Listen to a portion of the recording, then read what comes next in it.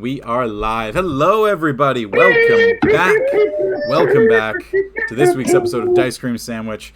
I am your Dungeon Master, Jody Rose, and these are my lovely players playing remotely, thanks to the fantastic services provided online. Hello, everybody in the chat. I thought you were going to say thanks to COVID. No, not thanks. Nothing is ever thanks to COVID. Nothing is thanks to COVID. But yeah, we are set up here for episode 2 of our chapter 2 return, reuniting of the group. Got a lot of people in the chat already. Hi, everybody. Thanks for joining in. Stoked for you guys to see exactly where things are going to go today, following up on the insanity that was getting everyone together back last week. Starting right out of the gates, announcements. Anybody got anything? Not really. Yeah, it's kind of like a regular thing. But we do have one that I've got a little announcement here. Keeping with the theme of last week, we did send out, I sent out the dice tray to Amanda C0124. Thank you again so much for joining in last week, and congratulations on winning that awesome little dice tray. This week, we've actually got something that some of you might find a little more useful. A set of dice. Your choice between two colors, because we know that not everybody has an aesthetic that they prefer. So we've got two awesome sets of dice here. One is this really, really nice kind of purple and turquoise with gold numbering. And then the other one are a little bit more on the rugged side. We've got some orange and like slate gray silvery with white numbering on them. So your choice for one of those two. We're going to be giving this away at our break. We're going to be doing a keyword giveaway for that. So you do have to be in the chat and make sure that you pay attention to what the keyword is. Everybody's going to be typing it at some point anyway, so you'll be able to win that then, and then we'll get your information from you and we will ship those out. Just please keep in mind the giveaway is Canada and to the US only, excluding Quebec, unfortunately. Oh, and then a sorcerer shows up. Whoa! Oh, warlock, that sorry. Was perfect timing. A warlock shows up? Oh my gosh. The doctor we have an invisible Jesse. Hang on. I'm getting this set up. I got to make sure that we find him, get him centered on the frame. We haven't started playing yet, Jesse, so you're perfect timing. Yeah, you're actually like way early. We're half an hour ahead of when we were expecting you. That's perfect. Yeah, we wrapped a little early, so I thought I'd jump on a little early. And there he is. In frame and good to go. Nicely done. All right, perfect. So we've got that giveaway that we'll be doing. We're not going to say what the keyword is yet. We're going to run that over the brief break that we take in the middle of the stream. But aside from that, I don't think we've got anything major. So I think we're good to dive right into it. Alrighty, so we're going to go ahead and run our intro for you guys. We'll be back here in 1 minute. Ah.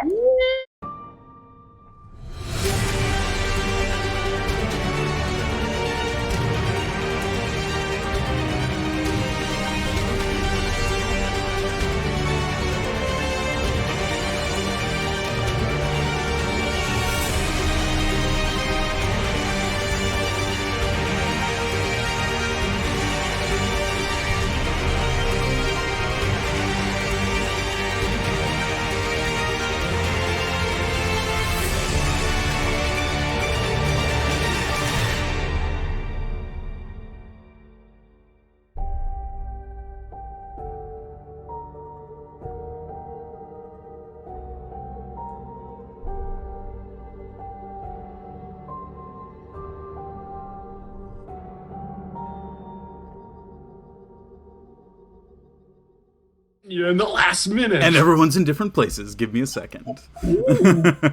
All right, I'm just going to quickly reorganize this. That's the one downside.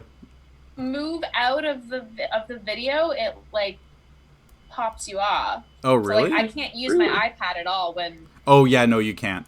Yeah, it has to be the... you have to stay at least with the app open, otherwise it'll disconnect your video. All right, we're going to quickly fix all of this. And I think we're back, y'all. Everybody's back. We're good. Do we need Roll20? Have we been over that? No, we're not going to be using Roll20 this week. There might be some Theater of the Mind stuff, but it's going to be pretty minor overall, so it's not something that we're going to need like a full-blown app for. Alrighty, awesome. Oh my god, everyone's makeup is looking fantastic tonight. I got my blush on. I'm ready to roll. This is the only day a week that I try to like actually look presentable, unless I have a really big work meeting. So, well, aren't we lucky? I know. I showered today and washed my hair. Like I did the same last week. I feel like this is my once a week hair wash. I actually do plan my weeks around washing my hair on Tuesday. I mean, I don't wash my hair a lot because I'm curly, as are you. But Tuesday is the one day that we all like kind of do ourselves up a little bit. I mean, normal we're held times accountable mean, to the not internet. Not me normal times, because normal times I get up at like 7 a.m., go to work, and get home in time to play. Yeah. So normally I'm like, fuck it. All right, we're gonna dive in. So we're Yeah, good. I put on a shirt for this. What a day. What a day. I'm not wearing pants or underwear right now. Fully commando. Don't mind if I do. All right. So, last we left off, the party had taken a 1-year break apart as they spent some time readjusting to life on the Sword Coast and enjoying the fruits of their labors in Barovia. Nearing the end of the year, Hope and Leif had made their way south from Fireshear into the bustling city of Waterdeep, where they found good food, strong drinks, and the start of an evening's rest at the rearing Hippocampus Inn.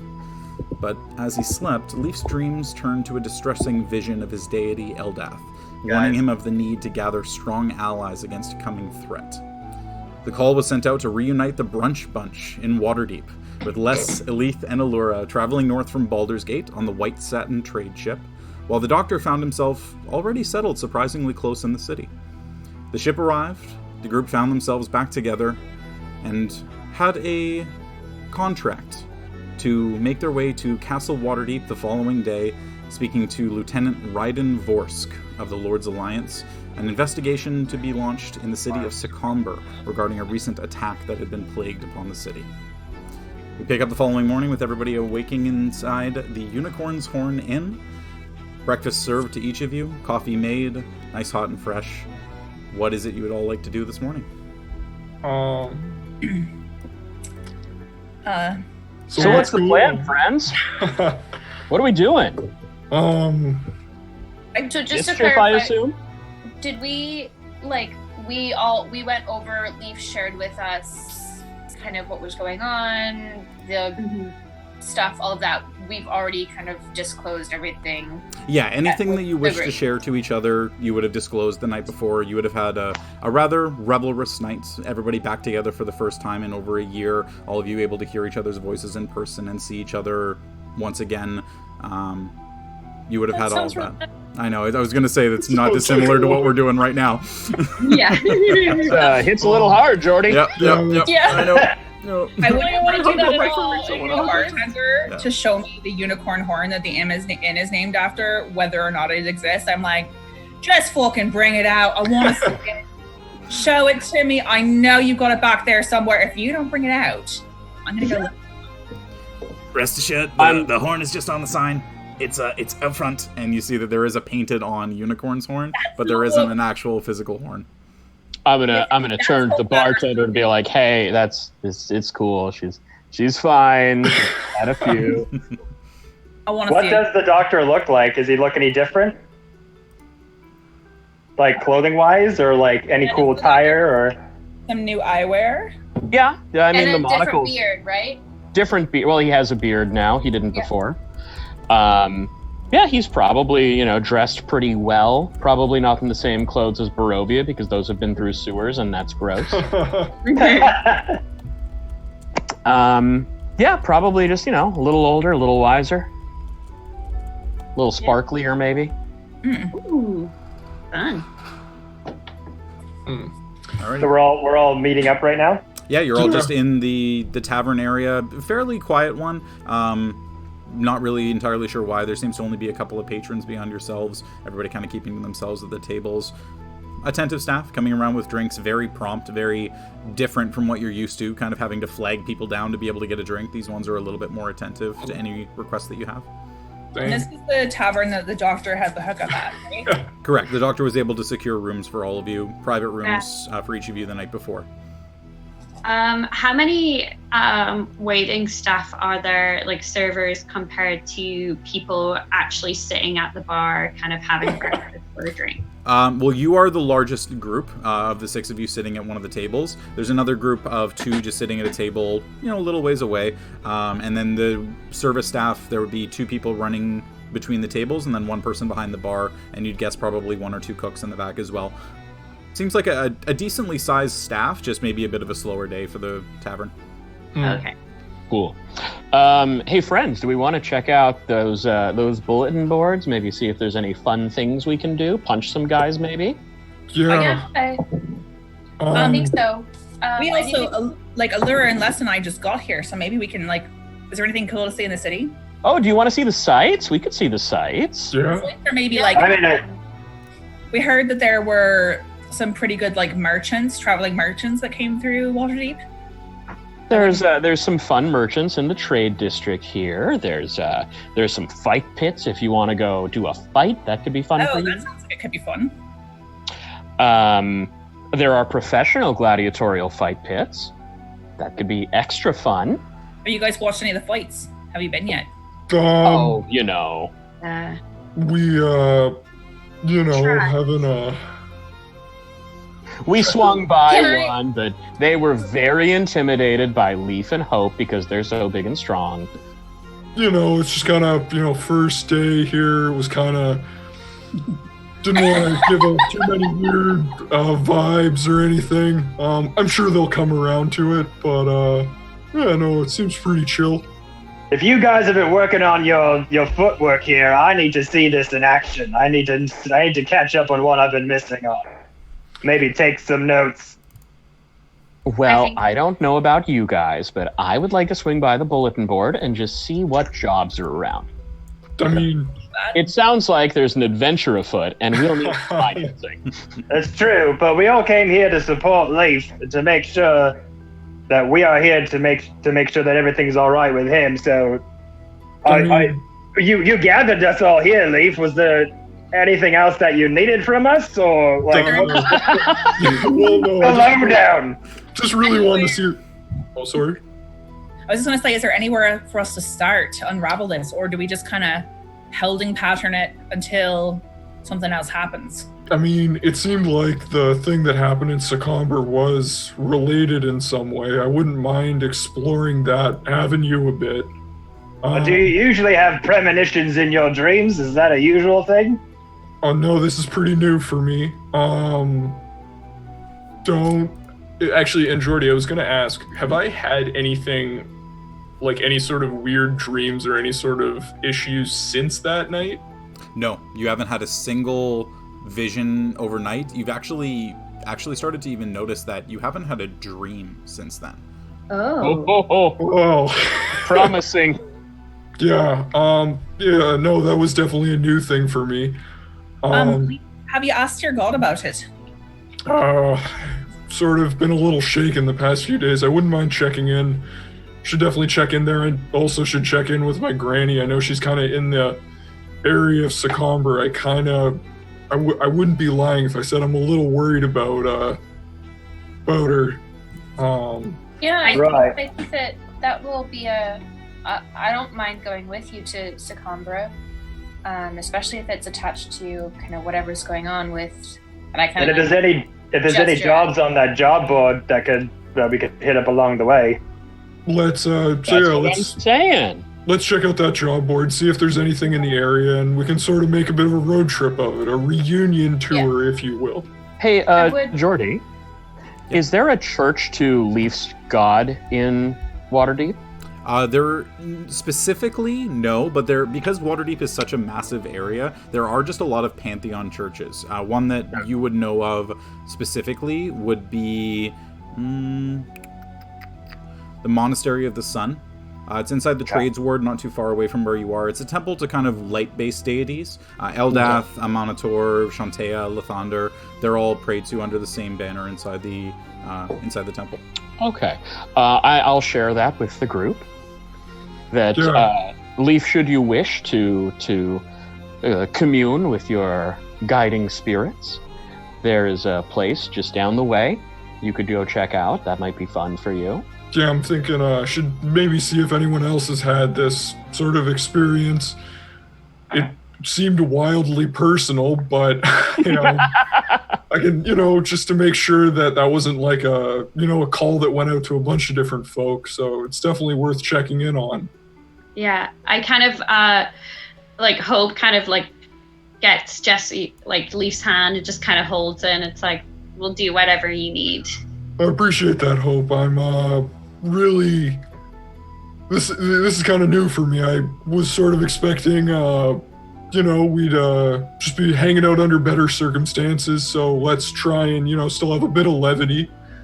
It's great to see everyone, and shall we get rolling? Yeah, I think that if we're going to be leaving the city, I would like to stock up on a few items. What do you need? Well, I would like to get potentially a few healing potions. Can't remember how many I have. If we don't have to do a lot, but I wouldn't mind if anybody is sort of like an armor specialist, or if there's a Fletcher that might have more +1 arrows I could purchase, something like that. I haven't really upgraded my armor since that leather breastplate vanished, so that was really weird. Yeah, we all got the stiff that day, that's for sure. If you guys want to go check out the job board, I can put some feelers out to see if there's anyone with anything special kicking around. That would be perfect. Yes, a combo. Yeah, I have a few items that I would like to potentially offload. In what measure? Sorry. In what measure of offloading? Get rid of. Aha. Very good. In return for coin. Aha. Very good. So I'll put my feelers out. Perfect. That would be appreciated, Doctor. So how was like staying with Leaf's granny? Did you guys have fun? It was pretty cool. We just went for runs a lot, lifted some logs. Hope saw where I grew up. That was pretty cool. It was a little bit, it was kind of cool. And, I don't know, Hope, what do you think? She's exactly what you would hope she would be, and beyond that. She's just so lovely. Has the exact same interests as Leif. You could really see where he got his talents for fun guys and other things like that from. That sounds just lovely. Well, I'll check in with her. Maybe we can go visit her if we're in the area at least. I have a question for Jordy. Yeah. Based on the fact that I have been working on this trade ship that's been going back and forth between Baldur's Gate and Waterdeep, do I know the city very well? Very well, no. Usually you would be there working on the ship. You'd maybe get like a night off here. Like you'd know some pretty raucous places for the evening. Best places to get cheap drink. Some really good fish shops. You definitely know some of those. Beyond that, like you would have heard of a couple of different places inside the city, a few names that would kind of ring in your mind a little. There's the Halls of Hilmer, which is kind of a high-class armory. In Waterdeep, they can sell basically any type of armor that you like, and they often have enchanted pieces because they're a very well-known... Hilmer was a very famous armorsmith, a master armorsmith, that was able to purchase a lot of items that came through the gates of Waterdeep before they made their way into the trades ward where just the random wagons were hawking their wares. So that would be a decent spot if somebody was looking for a set of replacement armor of some kind. What about like libraries, research, places that have research capabilities? Yeah, inside, there is one inside the castle ward. There's a temple to Ogma, who's the god of knowledge. It's called the Font of Knowledge. And underneath the Font of Knowledge is the Great Library. It's the second largest library on the Sword Coast, second only to the library at Candlekeep. But it is something that's accessible only if you have written permission to access it. It's not something that you are able to just walk into the temple and say, I want to access the library. You need to be either a disciple... What's it called again? So the temple is the Font of Knowledge. Font of Knowledge. Yeah, and the library is just the Great Library. Yeah, it's something you essentially need a written invitation or some kind of permission to be able to access the library. Kind of similar to Candlekeep, but a little bit less stringent. Candlekeep is where you really need, like, to present an item of value to essentially earn your way in. This is somewhere where people are given access to it under certain circumstances. Okay. Jordy, Yes, sir. do we still have the Gulthias staff? The Gulthias staff, you would still have. It would still be inside the bag of holding. Cool. Just out of curiosity, for bartering's sake. Yeah. Cool. You have the Guthias staff was which? That was the thing we got from the poop druid. Yeah, that's right. Right. Okay, so that was the one that you took. The doctor took personally. Yes, but I think Leif got it. Yeah, you gave it to me, and I think we just sort of jockeyed it back and forth for a bit. Yeah, that's fair. It was something that anytime anybody held it, it issued a shitload of black smoke, and the person who wielded it was talking to himself sitting on top of a hoist 40 feet off the ground that he fell off of.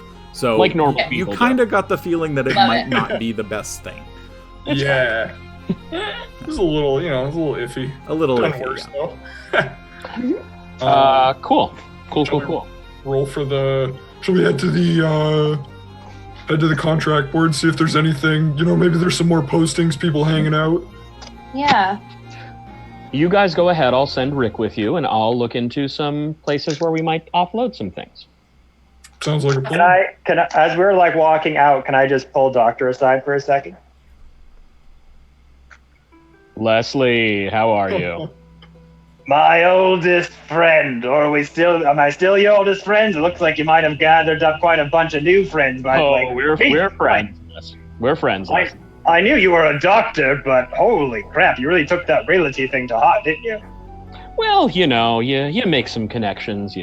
You're in a place long enough, you get to know the people. But like own them? Like you own this building, don't you? No.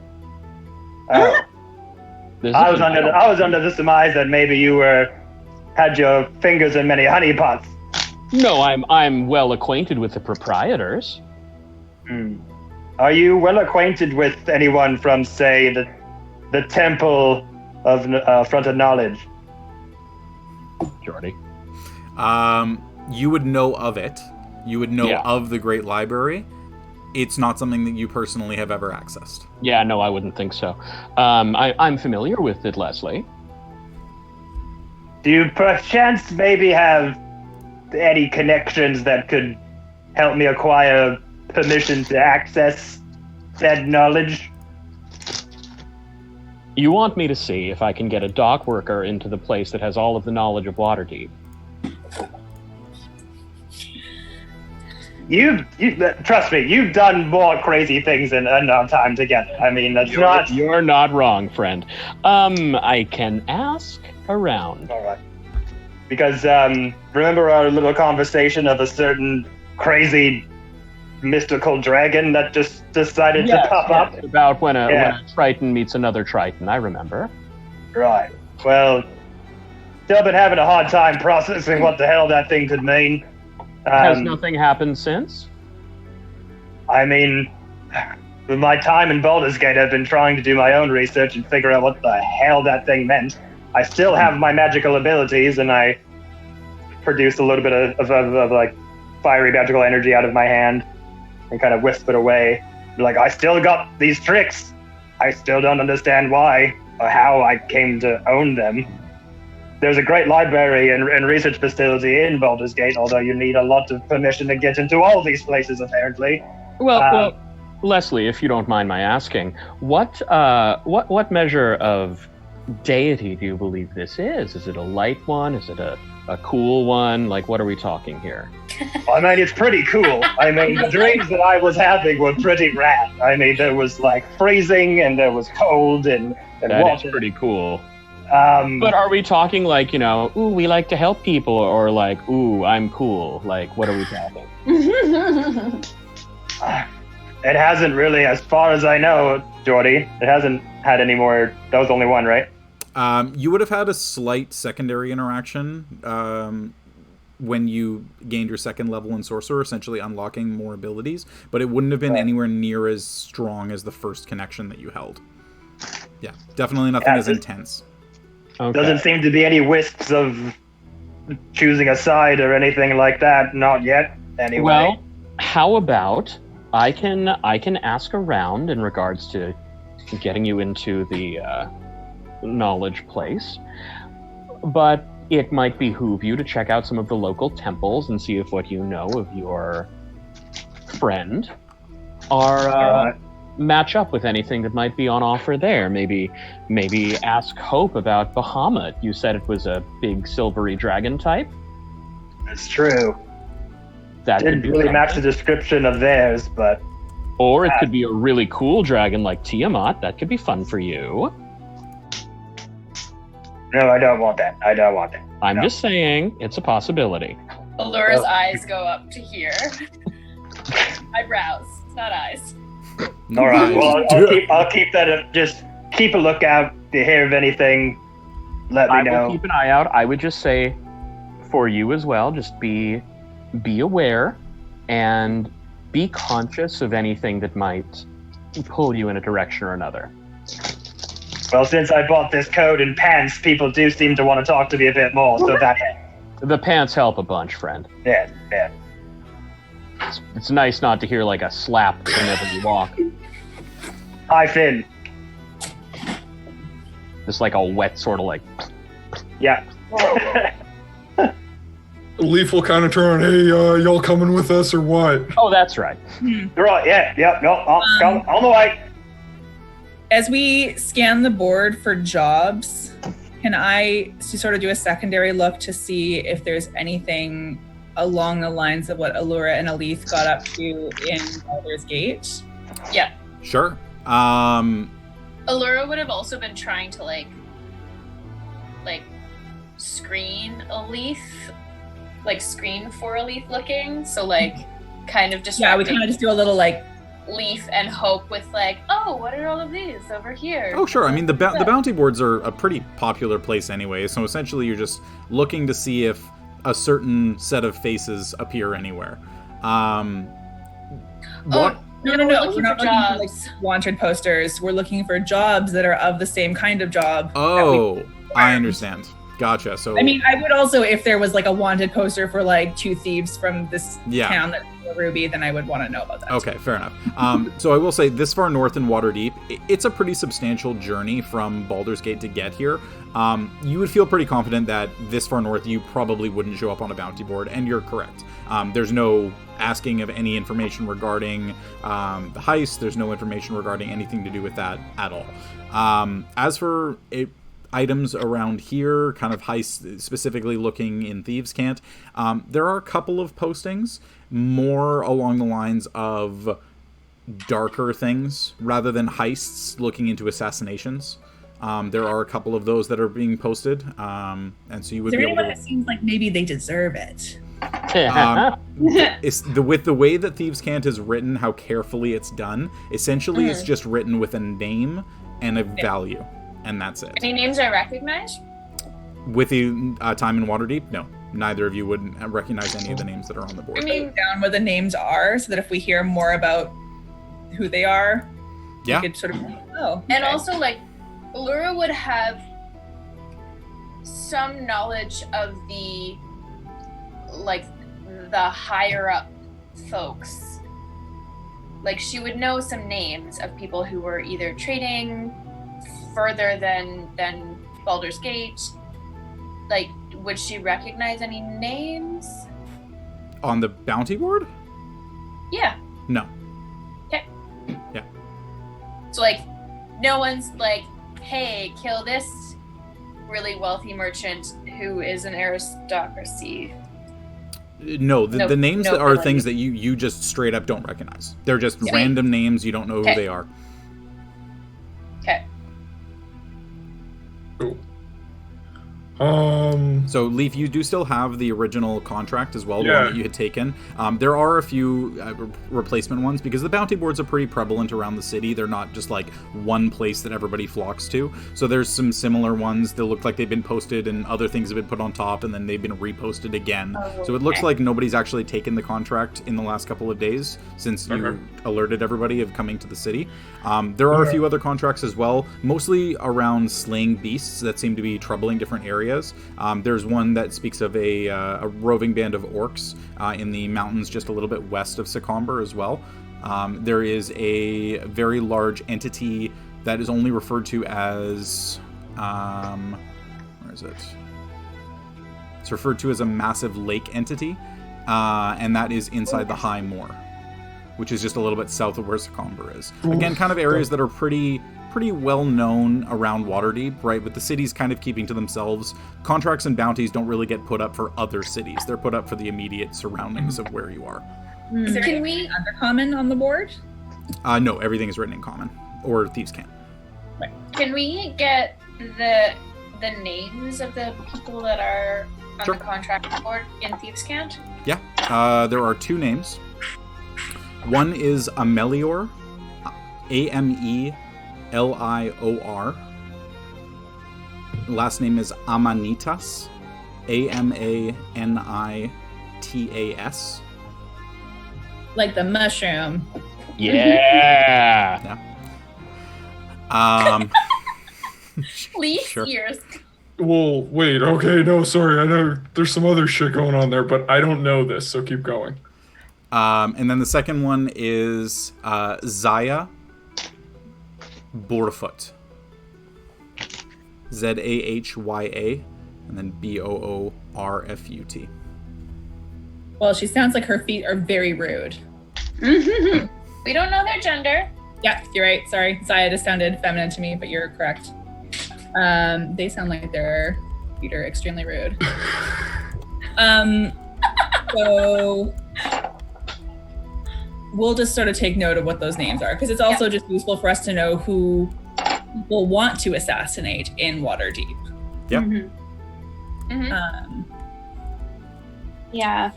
So there are 2 missions near Secomber. That's what you're saying, Jordy? Yeah, so if you guys have the map that I sent you originally, Yeah. there should be the big one. So just east of Waterdeep, kind of a little bit southeast, there's a giant area called the High Moor. Kind of looks like an upside down triangle. The High Moor is an area that is pretty well known as somewhere that adventurers go either to make a name for themselves or on a hired job to collect some kind of item from an entity that regular people wouldn't be able to get, but a lot of things like poison glands, ground or teeth from certain entities, blood from certain entities for use in potions and poisons and things like that. So that's kind of where the High Moor comes in. It's a little bit southeast of Secomber. And then the other one is just the mountain range between Waterdeep and where Secomber is. There is just a roving band of orcs that seem to be attacking the people who are making their way to the High Forest or through Secomber and onto Waterdeep that seem to be raiding caravans.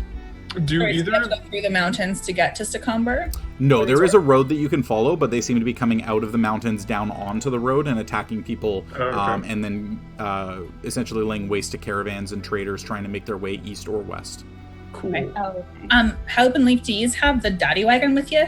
Oh, we do. We actually had it parked back at the Unicorn's Horn, so it's all in, you know. Oh, amazing! That game intact.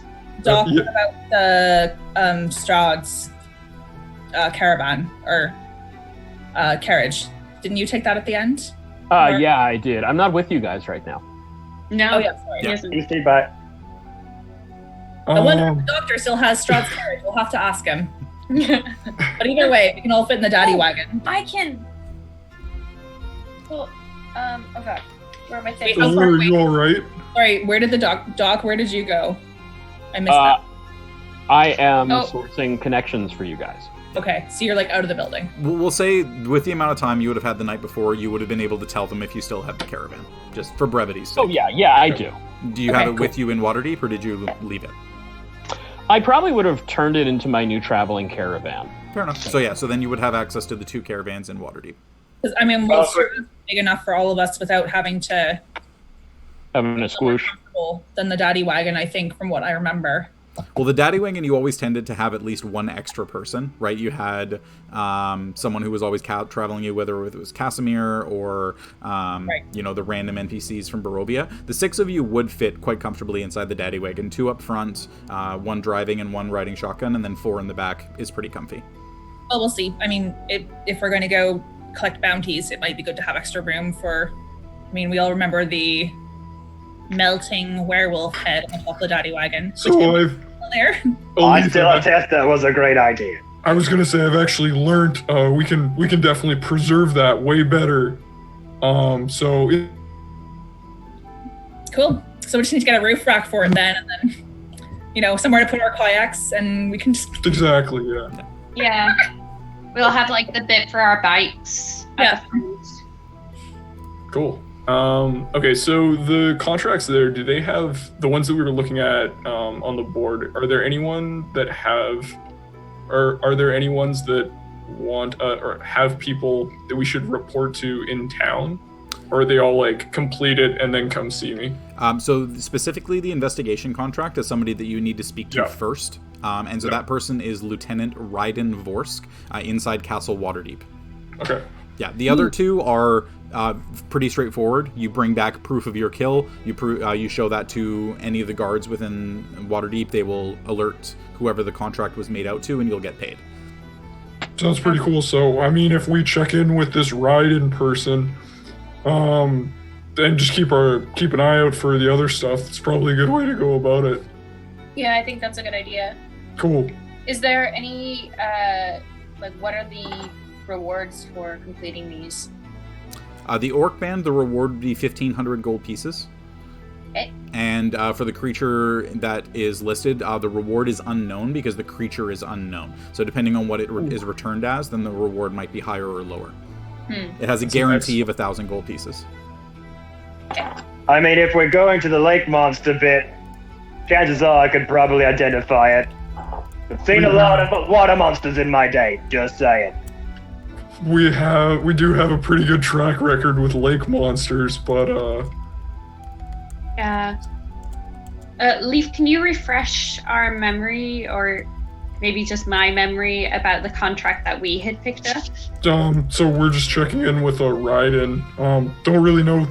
There was some attack in Secomber. I'm thinking it's linked to whatever vision I had. They said did a bit of research, and it seems like it was in some sort of something not of this plane. Kind of lines up with what I found out about. So Yeah. do you mind if we check in on this? And I'll kind of turn to the group and say, look, I promise, whatever, I'm sure everyone's got stuff they got to do, and I'd love to, and I can totally help out with whatever you need. We came here for you, Leif. Oh, I appreciate it. Yeah, I just want to make sure that we're prepared when we leave, but I don't mind, I'm happy to go and check out this lead. Okay, shall we go check in with Ryden in Castle Waterdeep? Yeah. Can we send a message to the doctor to tell him that's where we... I think Rick's with us right now. Yeah, Rick is with you, so he can pop back to the doctor. Thanks, Never been to the castle before, should be fun. Alrighty, so with Rick there, we'll say, Doctor, you would have been filled in on all this info as he got popped back to you. Anything that you require would be able to be provided for a regular discount. So essentially just whatever listing you would need, there would just need to be coin paid up for that, but it would be a substantial reduction over what the regular pricing would be.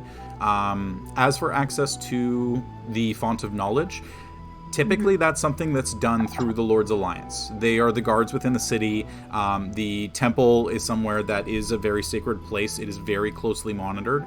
It's not somewhere that has entrances beyond the obvious. So it's something that you would need to get permission from someone within the castle, typically, or from somebody higher up within the Lord's Alliance to gain access to that. Cool. How about fencing opportunities for our associates? Fencing opportunities are not a problem. Easy. Easy to be able to be accomplished. Just whatever the item is, whatever the price that is wanted. There may be a couple of counter offers back and forth, but there is not a difficulty in getting any item fenced within Waterdeep. Should I bring them to the main tavern, or...? Yes, that would be the best thing. And then the feelers can get put out based on what the items are, and then any interest can be countered with whatever the price associated would be. Okay, cool. And that was the one you messaged me, right? Correct. Cool. Cool. Through Rick, I'll send Rick back to the party and tell them I'll meet them at the castle. Perfect. So it takes a little bit. Les, you kind of roughly know where the castle is. You kind of... Actually, make an investigation check for me. Oh! Uh-oh. First roll with the Dicecream themed dice. Oh, yeah. Yes! Familiar dice! It's not great. But they look But great. they look great. So that counts for Investigation? something. Yeah. 6. 6. Do you fellas want to wait? You know exactly where the castle is, Les. You know. Like, you know. The castle? Of Oh, yeah, course. man. The From castle. the dock, you see the little tippy-toppy of it? It's just follow the tippy-toppy thing. Well, It's over that's the there. thing is, you remember specifically, the castle ward, that's not where the castle is. That's just named that way for some dumb reason. And you take them due south into the south ward, and you're looking around for a whole bunch of different places. And then Leif, you kind of catch a little bit of a glimpse and kind of look over, and you see turrets in the castle ward on the very far side, right at the edge of the sea. And you just kind of point it out to Les, and Les, you go, "Oh, right, there!" And then you have to like turn around and navigate your way back up. The doctor was going to meet you at the castle. Doctor, you were waiting there for a good 20 minutes before they showed up. I got my Sudoku done. It's fine. I thought the city would be on a grid, you know? I didn't realize it was all windy. I thought you just went straight. Les, this is Boston, not Manhattan. Don't try. Been living on a boat, all right? I know the sea. You don't know roads, all right? Stick to what I know. Les, I really appreciate the tour. We've been here for 5 days, but it's really nice to see part of the town we haven't seen before. All right, so with all of you pulling up, you see that there's a quartet of guards outside, 2 humans, a dwarf, a half-elf. They're posted out front of the castle gates. The gates are open. They're kind of keeping an eye on people walking past, but everybody's just really friendly overall. You know, spears in hand, but smiling at the citizens, having brief conversations. Doesn't exactly seem like somewhere that's, you have to have a massive presence to be able to be invited in or anything. Let's pick a fight. Seems regular. Pocket sandwich. It's gonna show up with my awesome Captain Hook jacket. Just be trying to look the part, putting up the collar. Leif, who are we here to meet again? Yeah, so I'll kind of look down and walk up. Hey, excuse me, we're here to fulfill look into a contract. We're meeting with a Lieutenant Ryden Vorsk. And the dwarf kind of looks at the other guys and, right, follow me right inside, please. And he just kind of turns around and walks you in through the main gate. And you're led through the main gates into a large courtyard where guards of differing ages and skill levels are training. Some with wooden swords and cloth pads on their bodies, others with blunted blades clad in full plate mail, clearly the more experienced of the group. Overseeing the training are 2 rather imposing figures. A lithe, tanned elf with long blonde hair, standing just over 6 feet tall, wearing dark blue studded leather, with a small insignia of the Lord's Alliance over his heart. The other, more strikingly, is a midnight-skinned tiefling with piercing blue eyes, long, barely curved black horns specked with green stretching back from atop his head. He stands silently, bare-chested, arms crossed, with only a set of loose white cotton pants billowing in the breeze, observing the people training in the courtyard and occasionally speaking to the elf, who nods in return and makes a few comments to the fighters as they train. Right, wait here. And the guard who escorted you in jogs across the dirt and takes a knee in front of the tiefling, throwing a fist over his heart. He gestures back at you, and the tiefling briefly looks over your group, and you can see the eyes kind of landing on each of you, just very piercing on each of you as he passes over. And then waves a hand for you to come across. He turns from the trainees, picking up a matching open front white shirt and putting it on as you approach. This guy just doesn't like shirts. Kind of turn to Hope. You seeing this? Yeah, I don't know what to say. I'm so shell shocked. It's another one of me. It's another tiefling. Gil would have liked that joke. So you make your way across the courtyard, and I do hope you can forgive my attire. It is far too glorious a day for me to be cooped up in armor as they are. Raf told me you have come to see Ryden Vorsk, so allow me to welcome you to Castle Waterdeep. Please follow me inside. And he turns towards a large staircase beyond the courtyard, leading you into the castle proper. The doors lay open, revealing a massive great hall of at least 36 long tables with long wooden benches. The walls are adorned with a symbol of the Lord's Alliance, as well as several sigils of common deities around Faerun, all as well set with weapons secured behind a shield with a very unique coat of arms. Please, come sit. Would you like any food or any drink? Can I just be... I've just been staring kind of blankly up, just like in awe. You know, like when people meet a celebrity and just like kind of slightly, and you're just like, huh? I'm just, that is how I'm acting towards this, potentially the lieutenant. I'm just like, words. The water would be great. We just spent the last hour and a half wandering the south ward, so if there's any sort of refreshment, that would be fantastic. I was wondering what took you guys. Not we a took a problem. little extra tour. I was the best lead. And he kind of excuses himself and just heads over. You can see there's kind of a galley kitchen, a lot of open fresh fruit, different cheeses, meats, crackers, fresh bread, water, wine, a lot of things that are really open for anybody to take. And he ends up coming back a small plate of fresh bread, thin slices of a really fine kind of soft cheese, and fresh grapes, as well as a large cup of water, and then a full decanter of water, and then 2 empty glasses. He sets everything down on the table.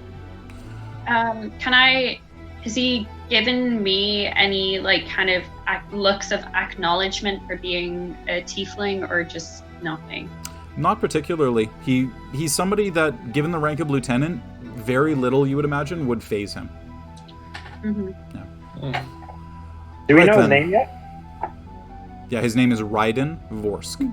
Ah, so this is the guy. Right, he just hadn't introduced himself yet, so we were all kind of like, Okay. Can Right we then. presume that you are Lieutenant Raiden Borsk?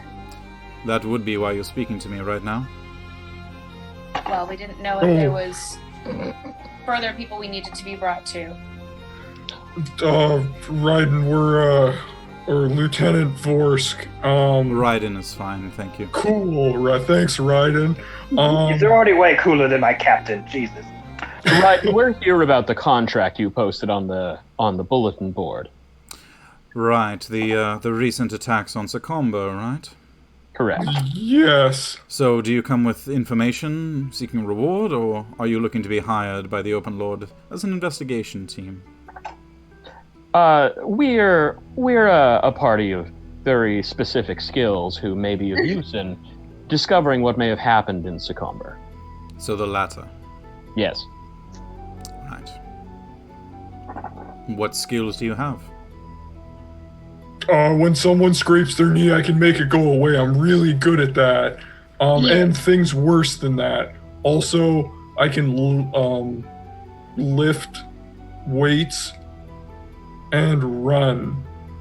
Leif also tells a real mean story. One I impressive conjure. skill.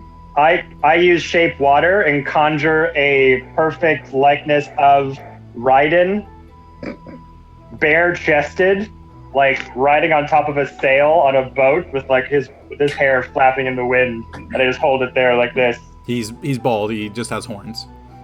The hair is still on there. So the water is Like a kind of creating fabula. ripples in the air. Right.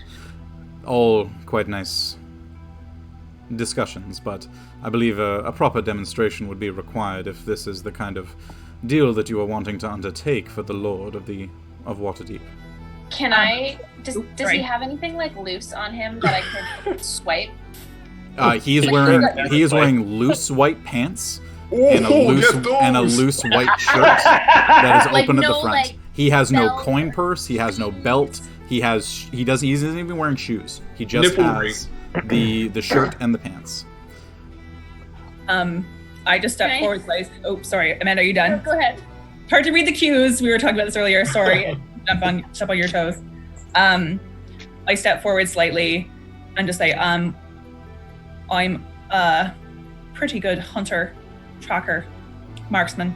And then I sort of like just touch whisper, and in his head, I say, and I'm pretty snaky as well.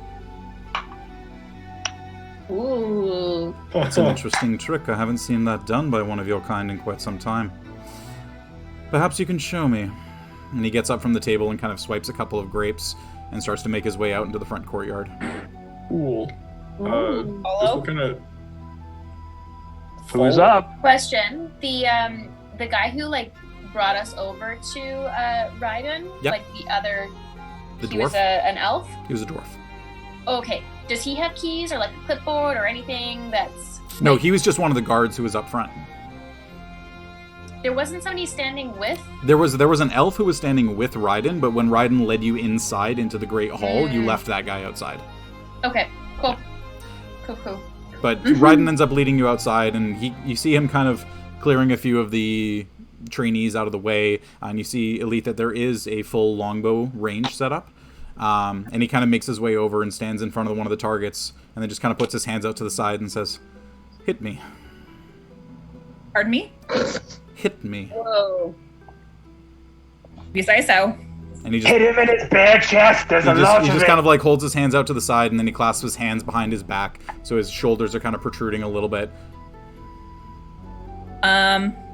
Sure. I'm assuming that he's confident enough, or like, I don't know. I guess I don't need to do a full insight check, but it seems to me that he's confident enough that he's going to move. He just wants to see if I can hit him. So, So I'm going to go for it. Go ahead and make an attack roll at disadvantage.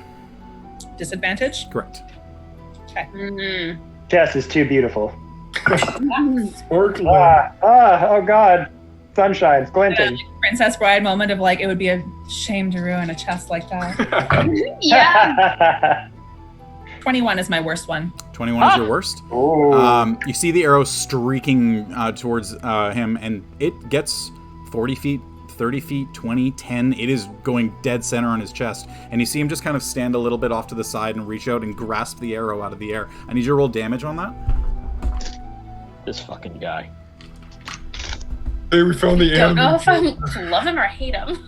You know, it's like a little bit of both. It's a little bit of both. 6. 6, and that's with your dex bonus? Yep. Because Whisper is a D6 now, not a D8. Correct. Right? It's a D6, yeah. So my damage bonus, it's just my dex bonus, right? It doesn't have Yeah, your damage is just your You dex. know what? Sorry, it is. Or I think it's a +1 bow, isn't it? It is, yeah. Sorry, I'm up 1 than I was, so it's actually 7. It's 7, okay. So yeah, so he just kind of reaches out, and the arrow tip does graze a little bit on his shoulder, but he just kind of reaches out and plucks it out of midair, and then just kind of tosses it into the ground and actually buries itself deep into the ground, as if it had been fired from a bow at the ground at point blank. And he just kind of, not bad. All right. So that's the ranged one. Anybody else have anything at range? I mean, I do. I don't are you looking for arrows or any kind of range? Whatever you find yourself best at, whatever you think you can hit me with. All right. I'm just gonna take my stance and use my catapult with one of my acid vials. Okay. So he has to make a dexterity saving throw? Right? Yeah, let me just bring it up. Yeah. What's the DC on the dex save? Sorry, I just want to check here. So, he has to make a dex save. It's 15. He's gonna make. It's a So it'd be- it's a dex save. Yeah, he has to make. Sorry, let's see. Dexterity saving throw. Sorry, that's really funny. Okay. 31. So the catapult launches the vial, and in comparison to the arrow, which flies very straight and very true and directly at its target, the vial kind of lazily arcs, and then goes to, and he just kind of like plucks it out of the air and is now just holding your vial in the air, and he's just kind of. I take it that's not exactly your strong suit, I hope. It's a new move I've been working on. This guy's good. If it's a new move, then perhaps you should come at me with what you'll really come to. And you see him rapidly start darting towards you, way faster than any regular person should be able to. Can I draw my rapier and like step in front of Les? Sure, if you'd like. So go ahead and make an attack roll at disadvantage. I'm not gonna just step. I'm gonna like parkour. Are you trying to attack him or just get in the way? I'm trying to like parry his attack to like. So you don't know what he's doing. He's just running at less. Okay. Are his arms behind him when he's running? He's asking us to show off. So Aluura would have, like, he's running towards. Okay, cool. She's gonna jump in and try to like steal my thunder. Stop his like movement. So it's just like combat. He's doing his thing on his turn, and there isn't a way for you to interrupt him. He's just moving at a very rapid pace, closing 90 feet of distance to less in less than 4 seconds. Unless this is going to be an attack roll against you. Oh, here we go. Okay. That is a 29 to hit. Whoa! And I need you to make a Constitution saving throw. He's doing the thing in Hot Rod where he punches you. Blood Hunter, maybe? Thanks. Brody doesn't like. That's 13. 13. You feel the fingertips dig into your body and then curl into a fist, and then poof, straight through the center of your chest, and your muscles just tense, and you lock in place, and you're gasping for breath. You're stunned. So now, Aluura, one-fingered death punch. You see that you have the ability to step in if you'd like. Would you say we're stunned right now? I would say Les is stunned right now. Cool. Well, that's one who's not exactly that impressive. Who's next? He's got a little nick on his shoulder. Yeah, it's not actually any real damage, though. It's essentially just where the arrow kind of caught him a little. I'll cast, well, actually, no. I'll wait till someone... Look, if someone dies, I can bring them back to life. I don't feel like showing that off right now, but, that is an interesting talent. Can Make a persuasion check. Oh my goodness. Sure. Step forward and sort of show the scar that I have where Strahd, like, savaged me in the final battle. And sort of say, it's true. I got a 13. 13? Okay. Right. He just kind of looks at you, a little bit of disbelief on him. You not dressed in full armor, really at this point. You're just kind of in more your regular clothes. He's just not exactly believing that. So it's not something where you've failed to convince him. He just hasn't taken that as at face value. Yeah. Ryden, if I might, I'm a doctor and a merchant. I've traveled with these 5 for quite a while, and I found their skills to be very, very powerful in dealing with opponents that we've come up against. Well, then perhaps you can show me. What is it you do? I am a doctor and a merchant. Well, that one is the one who said that he can revive the dead, so clearly you're something just beyond that. Do you carry any weapons? Do you have any spells? He's calling you out right now, dude.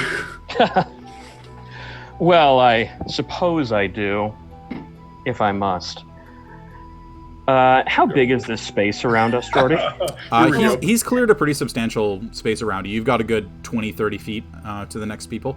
And they're all kind of watching a little bit because you can see a lot of the newer trainees are like dumbstruck. They've put their wooden swords down. They're just watching what's going on. A lot of the more regular ones seem to be just kind of continuing their drills, kind of side-eyeing a little bit to, watch the lieutenant at work. But the elf is paying no attention. It's like this happens every other day. He just doesn't really care. I see. 20, 30 feet, you say? Yeah, about that. Okay. Yeah, fuck it. I'm going to pop Hadar centered on him. Oh, nice. Okay. So what is it for? It's instant darkness. Instant darkness. Instant. Hold up. Is Les not right beside him? Les is stunned at the moment. Yeah, right Les beside will him. Be fine. Perfect. I can demonstrate my stuff after. Oh yeah, Les. Sorry, I forgot. Les, you would have taken 14 points of bludgeoning damage. Oh god. It's a 20-foot radius sphere of blackness and bitter cold. Mm-hmm. Void filled with a cacophony of soft whispers and slurping noises that can be heard up to 30 feet away. Okay. No light can illuminate the area, and creatures within the area are fully blinded. Okay. You summon Hadar, and you see that there is an instant tense within the trainees, and some of them kind of grab at their fake blades, not really sure how to respond, and instinctively kind of look over, and the elf just kind of gives you a little bit of a sideline, and you see like a slight smile curl at the edge of his mouth, and then he just turns back to the trainees and continues writing. Yeah. As this And I'm is just happening, I'm gonna let it last for a turn, then I'm gonna pop it out. Okay. so Aluura? as that happens, using kind of the Hadara and the darkness as a distraction, I would like to walk over to the elf and just say, "Oh, don't mind this. The doctor's just kind of showing off." But as I'm doing that, like as I get kind of close to him, I'd like to, like, if he has keys on him or like a small dagger or something. He has a rapier at his waist. He has a dagger on the other side of his waist. He's carrying kind of like a journal and a quill in his hand. Doesn't seem to have anything else of any real interest on him, though. Okay. Does the dagger look distinct enough that the handle on it, the pommel on it is quite nice. It looks like it's kind of got an elven wood inlay. So it's something that would probably be recognized, yeah. Okay, I would like to take it off of him. Yeah, kind of use this as a distraction. Sure, Yeah. go and make a sleight of hand check. It's almost a 20, you guys. No. That'll be an 18. 18. You kind Sorry. of. Yeah, say 18. Sorry, 18? that's correct. You kind of like point out that and kind of make sure that his attention is directed over there, and then you kind of like subtly slide your hand down, and then you kind of feel the blade, and you start to pull it out of the pommel, and you look back at him, and you see that his eyes are just looking directly at your hand, and then he just kind of like taps the top of his blade to sheath it again, and, my dear, he's the one you have to impress, not me. Yeah, I was gonna give it to him. You know. I can't let Thanks you have it that anyway. easy. And he just starts to make his way away. But at this point, it's been around, so the hunger gets dropped. Less you're now unstunned. You're able to move again, but you instinctively keel forward and just and like kind of puke up a little bit of water onto the ground just from the sheer impact of the blow. But you can see that Raiden turns to you, Doctor, and kind of gives you a little bit of a knowing nod of appreciation, of understanding that is quite a powerful spell. So you kind of just, right, that's a rather nice one. You gather skills on the road to survive. That you do. So that's 2. What of the rest I'm of the gonna- 3 of you? Can I do a little flourish with my rapier and, like, in Hope's direction, to inspire them for whatever they do? Sure, you can definitely do that. All right. Cool. So Hope, you have. Oh yeah, I'll let you explain it. Hope, you have an extra d6 to use at your will within the next 10 minutes. Oh. So the So, and D6 you can goes use to. that- Yeah. You can use that on an ability check, an attack roll, or damage? Saving throw. No, not damage. Oh, The not saving for throw. Thank damage. you. Yeah. Basically any D20. And you can choose after you roll if you want to use it, but Ooh. before you know if it fails or passes. Okay. Yeah. So if you roll a 13, you can then decide, okay, I'm going to use it. But if you like do all the math and say, okay, it was a 20, and then I say that doesn't work, and then you can't say, okay, well, I'm going to inspire myself after. All right. Good to know. Okay. So that's kind of your action, Aluura. So now it's up to Leif or Hope. What do you want to do? Yeah, I kind of want to step forward with And you my see him great. just kind of shift his foot behind him a little bit, the hand still behind his back. I don't want to hurt you. Please accept that I'm very strong and I you. You don't want to hurt anything that you run across. You have to hurt those things. Don't worry, I'll be fine. You want to play it like that then? Hesitation is something that will get you killed. Hesitation is what keeps me sane. And with that, I swing my great sword. Okay, so you unsheathe the great sword, two-handed, strike down, go and make your attack roll at disadvantage. And I am going to add the D6 of inspiration on. Sure. Ooh, okay. Okay. So that is a 31 to hit. 31 at disadvantage? Yeah. Jesus. Okay. Nice. Yeah, go ahead and roll damage on that. Shouldn't have tried them. Dang. Yeah. I tried to lean too far for the cat and went down. Sorry. Are you okay? Oh yeah, I'm fine. Can I add on branding smite as well as a bonus? You would have had to do that before, but you could add divine smite if you wanted. Okay, I'll add divine smite. Sure. Go ahead and roll with whatever level of divine smite you want to use. Yeah. Let me hang on. I have to check my old notebook because that's how I wrote out all of my spell stuff in this one. I need to transfer it over in my new notebook. Apologies for the delay. No worries. I'm pretty sure it's 2d6 for the sword and then 2d8 radiant. Yeah. Or is That it is 1d8? exactly it. And then a 1d8 an additional 1d8 for each level higher. So do you want to use a second or first or second? Second level. Okay, awesome. Going the full beans. Go for it. Yeah. So I've got 2d8 and 2d... No, it'll be 3d8. 3d8. Yeah, 3d8 and 2d6 plus your strength plus the weapon. A lot of math going in on this. Oh yeah, it matters. All right. That's 28 points. 28 points. Yeah, it's... Hang on. Yeah. Yeah, I don't think it's great, really, but... Yeah, 28, still a decent amount of damage. So you kind of unsheathe the blade, and you can see that the sheer size of the blade, he just kind of is ready. He's got a single hand in front of himself, and you kind of bring the blade down, and you can see his hand tracking it. At the last second, you kind of just curve it to the other side, and you cut a swath from the top left of his clavicle all the way down to the other side of his body, and essentially cut a giant C in the center of his chest. And he is a little bit staggered and taken aback, and you can see that the red blood starting to drip out onto the ground below him, and he just kind of looks up at you. Immediately as that happens, I want to cast Cure Wounds at a 4th level. Okay. Actually, no, not at a 4th level. Like, I can probably eyeball that it's like 28 points of damage. You're kind of used to seeing less and hope Yeah. as hurt as they've been. You can kind of ballpark what that damage would be. Yeah, I'll cast like Cure Wounds at 3rd level, so that's 3d4. Sure.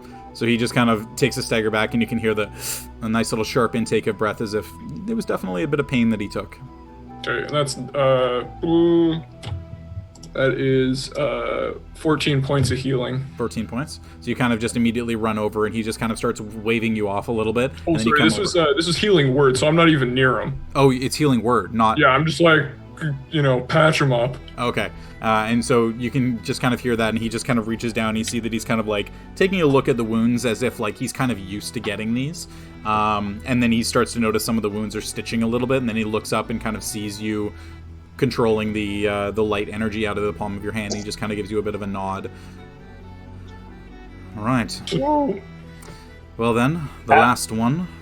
What is it you As that happens, after I'm done coughing up water and going, and I kind of like gain my vision, and I see that you two are kind of done what you're doing. You just see this head come up and go,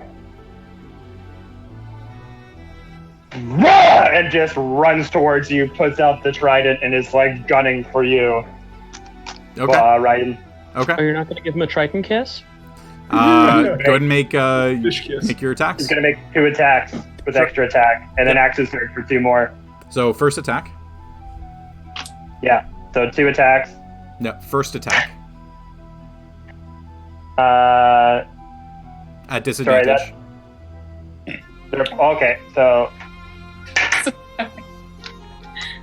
Alright, disadvantage. That's unnatural 20. Okay. You see him kind of take his hand out and just parry the blade to the side, and he makes an elbow strike towards your head as he does. That is a 22 to hit. 22 hits. Do I get to riposte? Nope, because he hit you. So you need to now make another con save.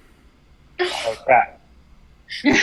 As this is going on, I kind of yell out, Raiden, I don't want to prove that I can bring someone back from the dead. Go easy on him. It's really expensive.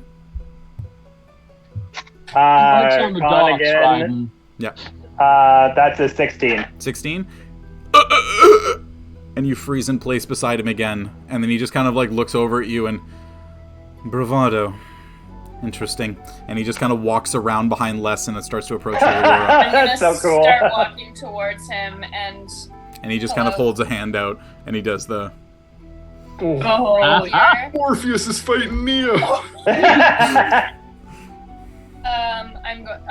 Is Les within 5 feet of him? No, he's beyond 5 feet of Les. You are one-on-one with him. Perfect. Okay, I would like to,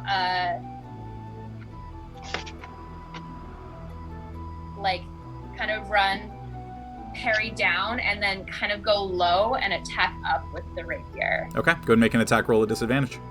Oh, fuck, why is it at disadvantage?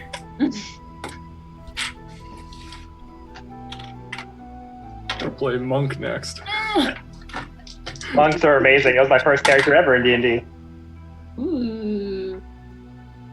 Real backstory. My good one was a 19. Uh-oh. Your bad one. My bad one will be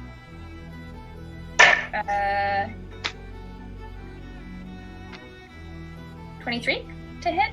Go ahead and roll damage with sneak attack. Yes! Oh, thank God. Yeah! Raiden. Okay, and that will be with sneak attack. With sneak attack, yes. We're getting Raiden dirty over here. Yeah.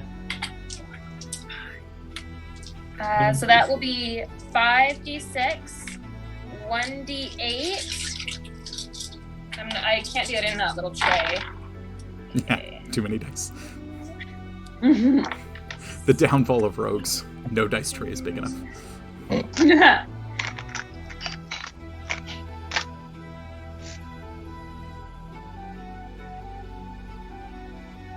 22 points of cold damage. 22, okay. So you just kind of duck low exactly as you did, and he did the same thing, kind of parrying low, but you with your a little bit of extra speed just kind of twist the blade right up and kind of catch him right in the center of the abdomen and just do a nice pierce directly through, and you see that the midnight skin blossoms with this white and blue frost. It almost gives like this ethereal quality to his body for a second, and then you withdraw the blade from it, and then the blossoming just kind of begins to fade under the heat from his body, and he just kind of Most of my damage is done in the shadows, not in an open like this. And yet you're still quite accomplished in a one-on-one fight. Yeah. Yo, can Raiden, appreciate you that. need a patch up? Yeah. No, don't worry, I'll be fine. And you see that he kind of places a hand on his wounds, and then just...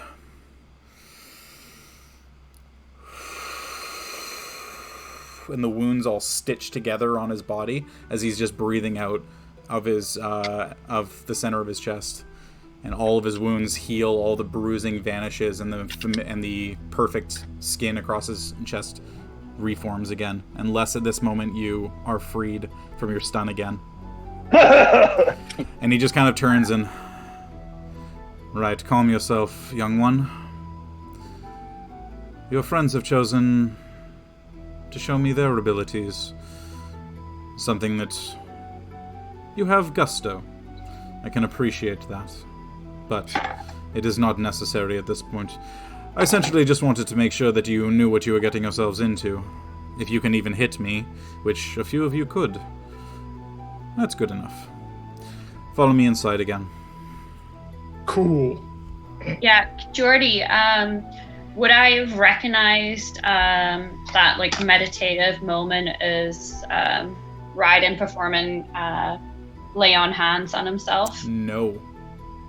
Cool. No. This was not a lay on hands. In comparison to lay on hands, where you have a holy symbol and you channel your lay on hands typically through that or through the center of your palm and kind of manually patch up your wounds, this was just him taking a very deep breath and then a deep exhale, exhaling all of the air out of his lungs as his wounds just stitch together as if on their own. Oh. None of you Right. recognize what this ability is. I don't recognize it at all then. No, none of you do. Kind of turn to Hope and say, "Oh man, that writing's way stronger than anything we scrapped with over the past year. Took a good swing though. That was cool." Thank you, Leif. I appreciate that you were able to help patch him up straight away. Well, it's the least I can do. It feels wrong to fight someone of my own kind, and I didn't think I would feel that way. I didn't expect this feeling. Feels like there's gonna be a lot of feelings coming up. Let's unbox them as we go. I agree. Thank you, Leif. Kind of jog in after Raiden. All right. So all of you making your way back inside.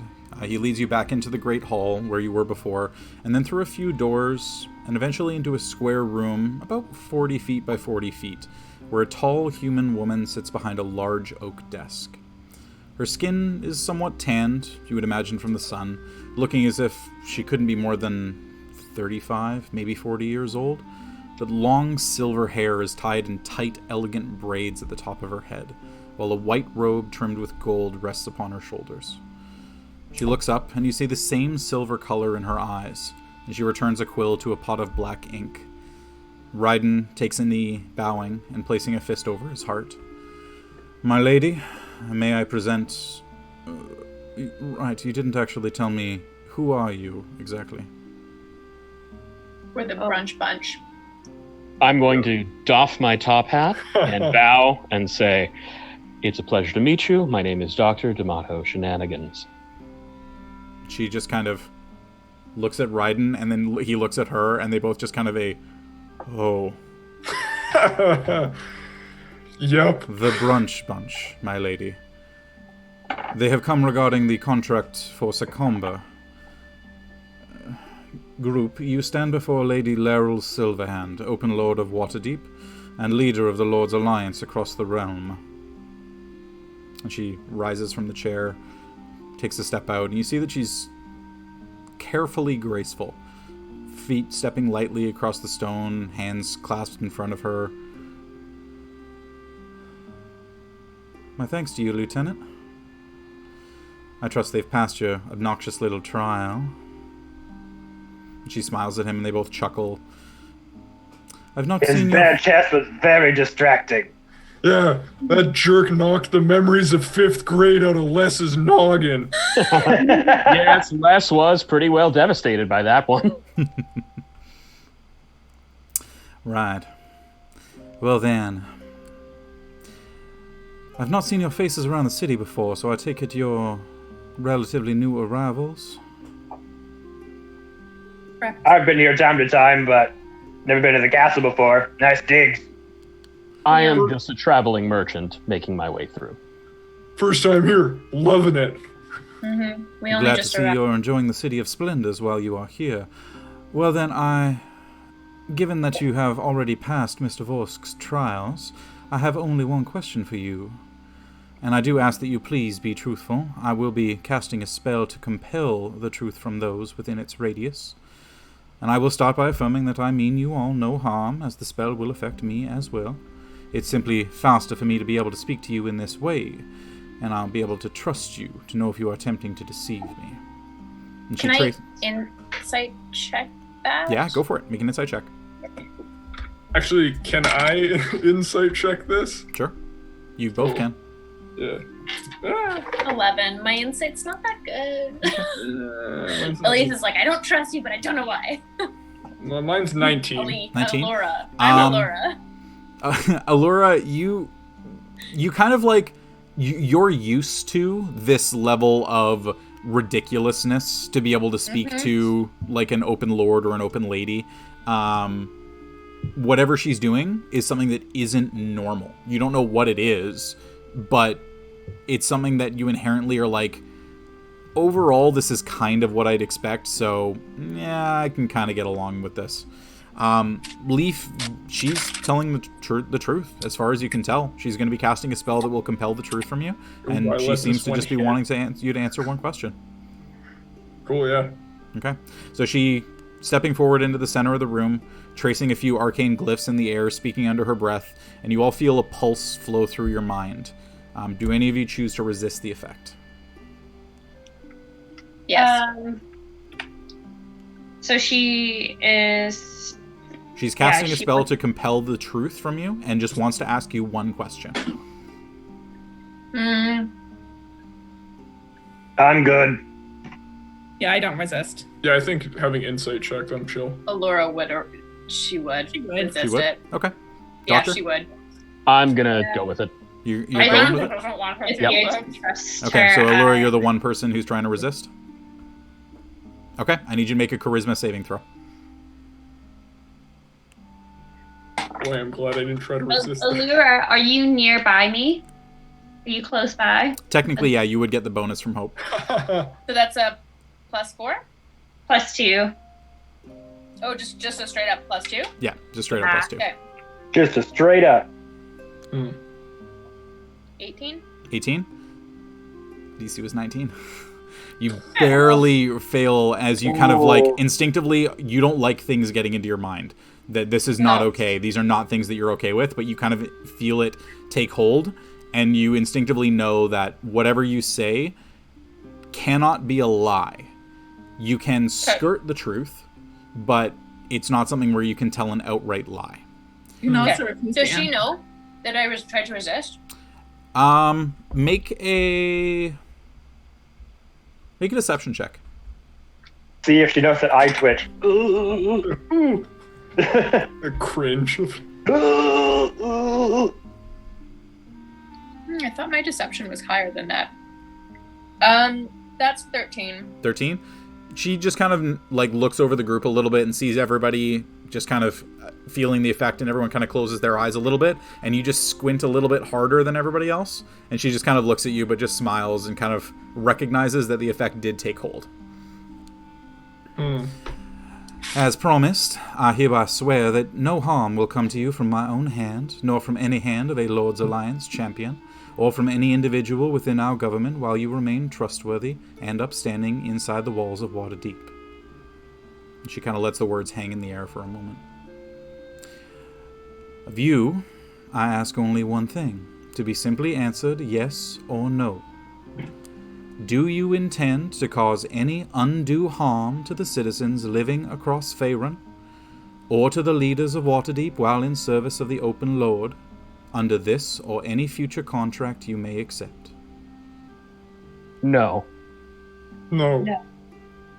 No. Well, like, what's the situation though? Like unprovoked, like Leslie? hurting them if they like. What was that's obviously it's no. Leslie? But like No. yeah. Any undue harm. Undue harm meaning collateral damage. I Undeserved. intend no harm. Then yes, of course. No. And yourself, my lady? I intend no harm. So that would be a no. All right. And she just kind of takes her hand and quells the effect, and all of you feel the pressure on your mind release immediately. Oof. She smiles again. The effect is dispelled. See? I told you it would be easy. Lieutenant, they are all yours. And she turns her back and makes her way back around the side of the table and sits down at the chair again. Did we get her name by chance? It's Laryl? Lady Laryl Silverhand. Okay. And she's the Open Lord of Waterdeep.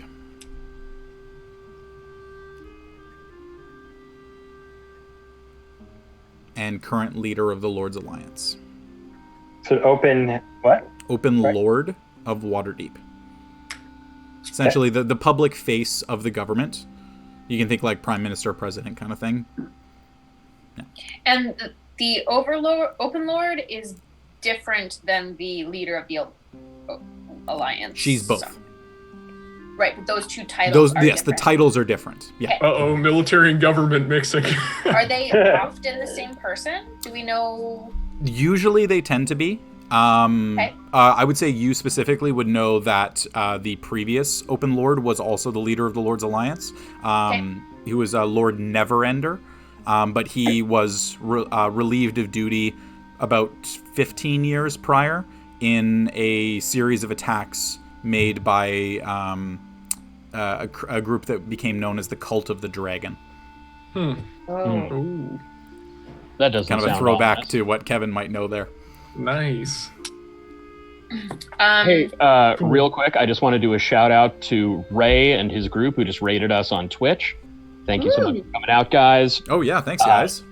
Yeah, they're super chill. I did a podcast with Ray a little while ago, and he and his D&D group are here watching us. Cool. Awesome. Welcome to the stream. Perfect time to tune in. We're just starting up our season 2, really. Yeah. Alrighty, so with Lady Laryl sitting back down at the table, Ryden just kind of turns to all of you. Thank you, my lady. Lady Laryl Silverhand, Open Lord of Waterdeep, welcomes you into the service of the Lord's Alliance. These medallion signets, and he pulls out from, seemingly from nowhere, 6 medallion signets. These will give you access in and out of the city with minimal checkpoint interference. They will also indicate that you are a trusted ally of the Alliance, should you run into any problems while you travel abroad. Be advised, the signets must be presented at the completion of the contract in order to receive the payment which you are due. If a signet is lost or stolen, it will not be replaced under any circumstances, and the individual will forfeit their payment in kind. Follow me and we'll have them engraved with your chosen name to indicate the owner for each and today's date. Hey, Jordy. Payment for this job. I'm sorry, you go ahead, Kaylee. Payment for the job. You haven't discussed payment for the job yet, but it seems to be something that you'll be discussing on the way. Okay. Real quick, can I... I didn't want to pop this so quick, but can I use my monocle to check if these guys are magic or not? Sure. You use one of the charges within the monocle. The signets do not appear to be magical. Fantastic, thank you. Yeah. Would we have noticed the doctor doing this, or does it like click down a bunch of times like the fucking kid from Spy Kids? Essentially, all he does is just adjust the monocle. There are no glyphs associated, nothing that triggers it, so none of you would recognize it. Cool. I was also going to pull out Pop Detect Magic to do the same thing, so I will burn that because I would have, and I didn't know that the doctor did it also. Fair enough. So the Detect Magic would not pop at all on the signets, but it does pop on what's now you recognize is an invisible belt on Ryden's waist. Oh, that's what's keeping those up. Ooh, okay. Yeah. Does he have an invisible shirt on as well? No, he's got an open, like, it's a button shirt that is fully open in the center. It's a little bit bloodstained at this point from the wounds that he took, but overall, still thirst trappy. Yeah, That's fucking John Stamos, Tiefling. I'm looking forward to the fan art. I'll get on that. I'm imagining, like those Bills and Moons romance novels where it's like, It's Fabio. and it's like he's bald, but he's still got this like A hulking bosom ripper? Yeah. Beautiful. What my mom calls them. So the medallion signet, just so all of you are aware, it's an iron disc, a little bit larger than an average coin, and it depicts the gold symbol of the Lord's Alliance on one face, while the backside is completely blank. But as Ryden is walking you through the castle, he ends up leading you into a small room, and a little halfling comes around the corner, and you see a small set of fine chiseling tools in his hand. And he just places down each of the coins on the table and begins chiseling the date. So the date currently is the 11th day of Tarsak. Oh, shit. We're about to get a calendar. Yeah. So essentially, just so you all are aware, the calendar follows the standard calendar year that we're used to. It's 365 days broken up into 11 months, or 12 months, I should say. The only difference is that weeks are 10 days long, and they're referred to as a 10-day rather than a week. Tarsak is the third month of the calendar, so it's the 11th day of the third month. And the current year is 1495 DR, which stands for Dale Reckoning. Could you repeat the year again, please? The year is 1495. DR. It was a good year. The halfling then also turns to each of you and asks for a singular name to be engraved onto each of the coins. I'm assuming you provide them your real names? Yep. Okay. I bow low and say Leif, but in halfling. And he just kind of looks up at you and just kind of gives you like a big grin, like it's not exactly that common. But your name is then etched below the date, and each signet is handed to its respective owner. So each of you now have these iron signets with the Lord's Alliance crest on them. Cool. And it's just like a big old necklace, yeah? No, it's a medallion. So it's something that you would just keep in a pocket or somewhere else. So we don't walk out looking like Flavor Flav? No, you don't have gigantic clocks around your neck. Not yet. Not yet. Cool. Right. Now that you have these, you are free to travel to and from the gates of Waterdeep as you please. You also gain access to the Great Library below the Font of Knowledge. And you may pick a direction of your choice to travel to investigate the attack in Sakomba when you are ready to do so. So, with that taken care of, I assume you would like to be brought up to speed. Absolutely. Much appreciated. All right. And he leads your way back to the Great Library, and you notice that in comparison to when you walked in the first time, one of the tables has been fully cleared off of any regular people, and instead a large number of documents have been spread out across the table to kind of give you an idea of what you're looking at here. So, Documents. whatever these trials were that you were put through, they seem to be a little bit more involved than you may have guessed. Oh. Now, given that you said this is your first time in Waterdeep, am I correct in assuming you have not been to Sakomba either? I've been through it, yeah. You have. Not I. So you know the way, you know the roads to travel. We cut north. Me and you. Actually, wait, no, sorry. No, sorry, that's a lie. We would not have gone through it. Yeah, no, you wouldn't have. You know what? I'm completely mixing it up. I'm thinking it was Daggerford. My apologies. Well, you're along the right track. You would have to make your way south to Daggerford and then cut due east following the road below the mountains to Sakomba. Given that, though, I'll be sure to have a set of maps delivered to you before you depart. Where is it you're residing while you're in the city?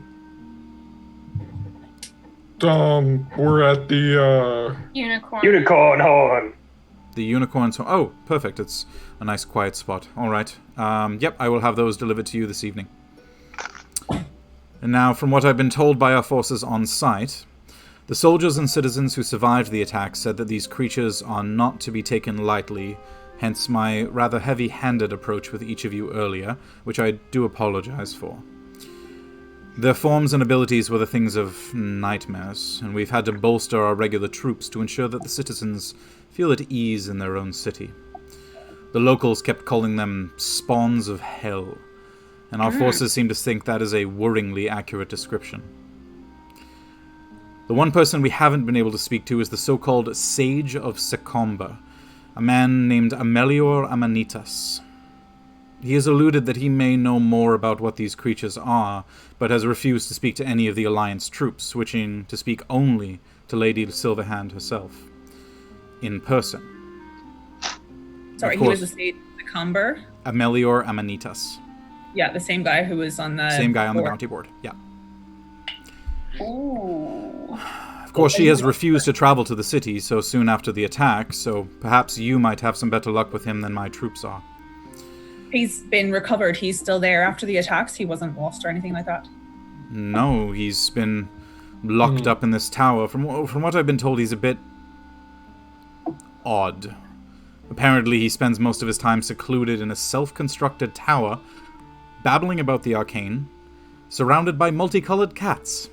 Oh, we know this type. It's fine.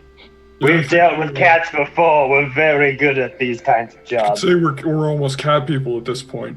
Mm-hmm. All right. Is there, is it just the forces of Waterdeep that want to talk to him, or is there any reason for anybody else to wish to get an audience with him? What's his situation? Well, he's an arcane user, apparently quite a powerful one. I mean, the reason why we wish to speak to him is we want to know exactly what he saw during the attack. If he is somebody who's survived there for as long as he has, if he has knowledge of the arcane, he may be somebody who would be willing to assist us, but not being willing to speak to any of my soldiers on site. Perhaps another magic user might have better luck. I'm not sure. Mm. When What's you his arrive... Sorry, go What ahead. is his relationship like with the people of Succumber? Is it genial, or is he more of a hermit? He's a bit of a hermit from what we've been told by the citizens. Comes out for food. He's not completely locked away in his tower, but he finds peasants a bit boring. Now, when you arrive, you'll be checking in with the leader of my deployed forces, a dragonborn named Shazair Nalkor. And be sure to show her the signets, lest she assume you are there to cause trouble or impede her in her duties. We will alert her to your coming, and she will give you a more complete view of the situation in the city, so you can begin your investigation there. Lastly, some of my research team has spent time looking through the Great Library, and have come up with no reasoning as to why an attack by these creatures was made on the city. Succumber holds no strategic military value. It is simply a peaceful farming, fishing, and stone-cutting society. It welcomes travelers from the coast who wish to explore the high forest, adventurers hired to capture or slay a monster within the high moor, and tradespeople making their way east or west across hub cities within Faerun. The most boring of places, with a rather boring group of individuals. So why some kind of hellish creatures would be attacking there, we can't explain. The last place we all hung out with was the most boring place you could ever imagine, and there were a lot of hellish people there, so... That's Not true, much yeah. Well, then perhaps Did we any might of have your chosen. men have a description of these creatures? They were hellish, yes, but of what measure? The only descriptions that we had is that some of them were vaguely humanoid. Arms, legs, as if you would find on any race from the from Faerun. But some of them sported wings, horns atop their head, although not exactly the rarest of things here. That's But two in particular are a bit more worrying. Seem to be wrapped in living chains. And attacking individuals, kind of throwing them out as if one would cast a whip from their body, but the chains rotating and carving around their own bodies as if they were cutting into their own host. fascinating. That sounds terrible. As we said, the stuff of nightmares. Yeah, nightmares. They had living chains that wrapped themselves around the people, and I kind of around the creatures. Around the creatures. And then the creatures would use the chains as weapons to attack the people. I see. I look over at Leif, and I definitively don't look at his hand, but you get a bit of a I side apologize, Ryder, if you would. For your compensation, the more information you can provide, the better. But the quality of that is of the utmost importance. As such, the Alliance is prepared to provide up to 2,000 gold pieces per signet returned, depending on the information you bring back, in addition to covering any base costs associated with your journey, all paid up front. Standard coverage will be 40 gold pieces for those supplies, and riding horses from our stables will be provided for each of you should you not have access to your own steed. Now, this is a 2,000 gold base, yes? Based on the information we bring? Is there Up to 2,000. Up to, I understand. But it is 2,000 per signet, so for a group of 6 yourselves, quite a hefty sum should the information you provide be deemed useful. Yes, I see. And for this information to be deemed useful, would it be helpful if it were to return dead? If you were able to bring any remains of a creature, that would be useful information. Well, we'll see what we can do. Bring back some chains, bada bing, bada boom. You got it. Preferably the creature attached to the chains. Of course. Jordy, does it seem like from how he's talking about the creatures as though it is actually the creatures at fault and not the people of Sakumbra. Sorry, I've been watching a lot of like things where it's like the bad guys aren't actually the bad guys. No, this is pretty clean cut. The city was attacked, people were killed. It's a very peaceful city. They have no idea why it was attacked. You guys are being hired to investigate why they were being attacked. The truth is out there. And what attacked them. Right, and if you don't mind me asking, has anyone else taken this contract, or are we the first to bite? You are the first to be given signets. We'll put it that way. Cool. If you have nothing else for me, I do need to get back to my duties for the day. Should we watch out for who in your inside your organization is also looking? No one within my organization is looking. That is why we put out the investigation contract. We have done our best, deployed troops there, but our soldiers are simply that. They are not investigators. They are not people to dive deep into why creatures were attacking. We tend to leave that to more capable individuals. Of course. What did you mean by no one else has been given a signet? A few others have come into the implying castle, but they never made their way in front of Lady Waterdeep. Right. No one passed your test. There is a reason she called it a bit of a silly test. Are these signets common for other people who take quests from the castle? Signets are given to those who require a higher level of trust. Ah. Ooh. Regular We got contracts, less so. Slay a monster, clear out a few bandits, no signet. For an undertaking such as this, with such a long distance be traveled, Sakumbra is a good amount of distance away. It is something that requires a little bit more trust be placed in the individuals. Of course. And don't worry, we're not tracking your movements or anything. Mm-hmm. No, I wasn't, but now I am. Can I inside check that, Jordy? Yeah, go for it. Okay, that is a 16. 16? Yeah. Anybody else? I'd like to. Yeah? When you mentioned tracking, my ears go up a little bit. That's what I do. That's your thing. Are you going to be trying to be tracking us? Should I? Well, basically, like, should I be keeping the road clean after we walk by? Sweeping the footprints. Insight check. Yep. 22. 22? Anybody else? No. Okay. But this- No, but I would have been... Sorry, go ahead. So, Doctor, not really anything pinging. He's been a pretty upfront person so far. Given the rank that he has, the speech that he's been displaying so far, nothing really stands out as he's trying to deceive you in any way. He's being pretty straightforward and honest with you.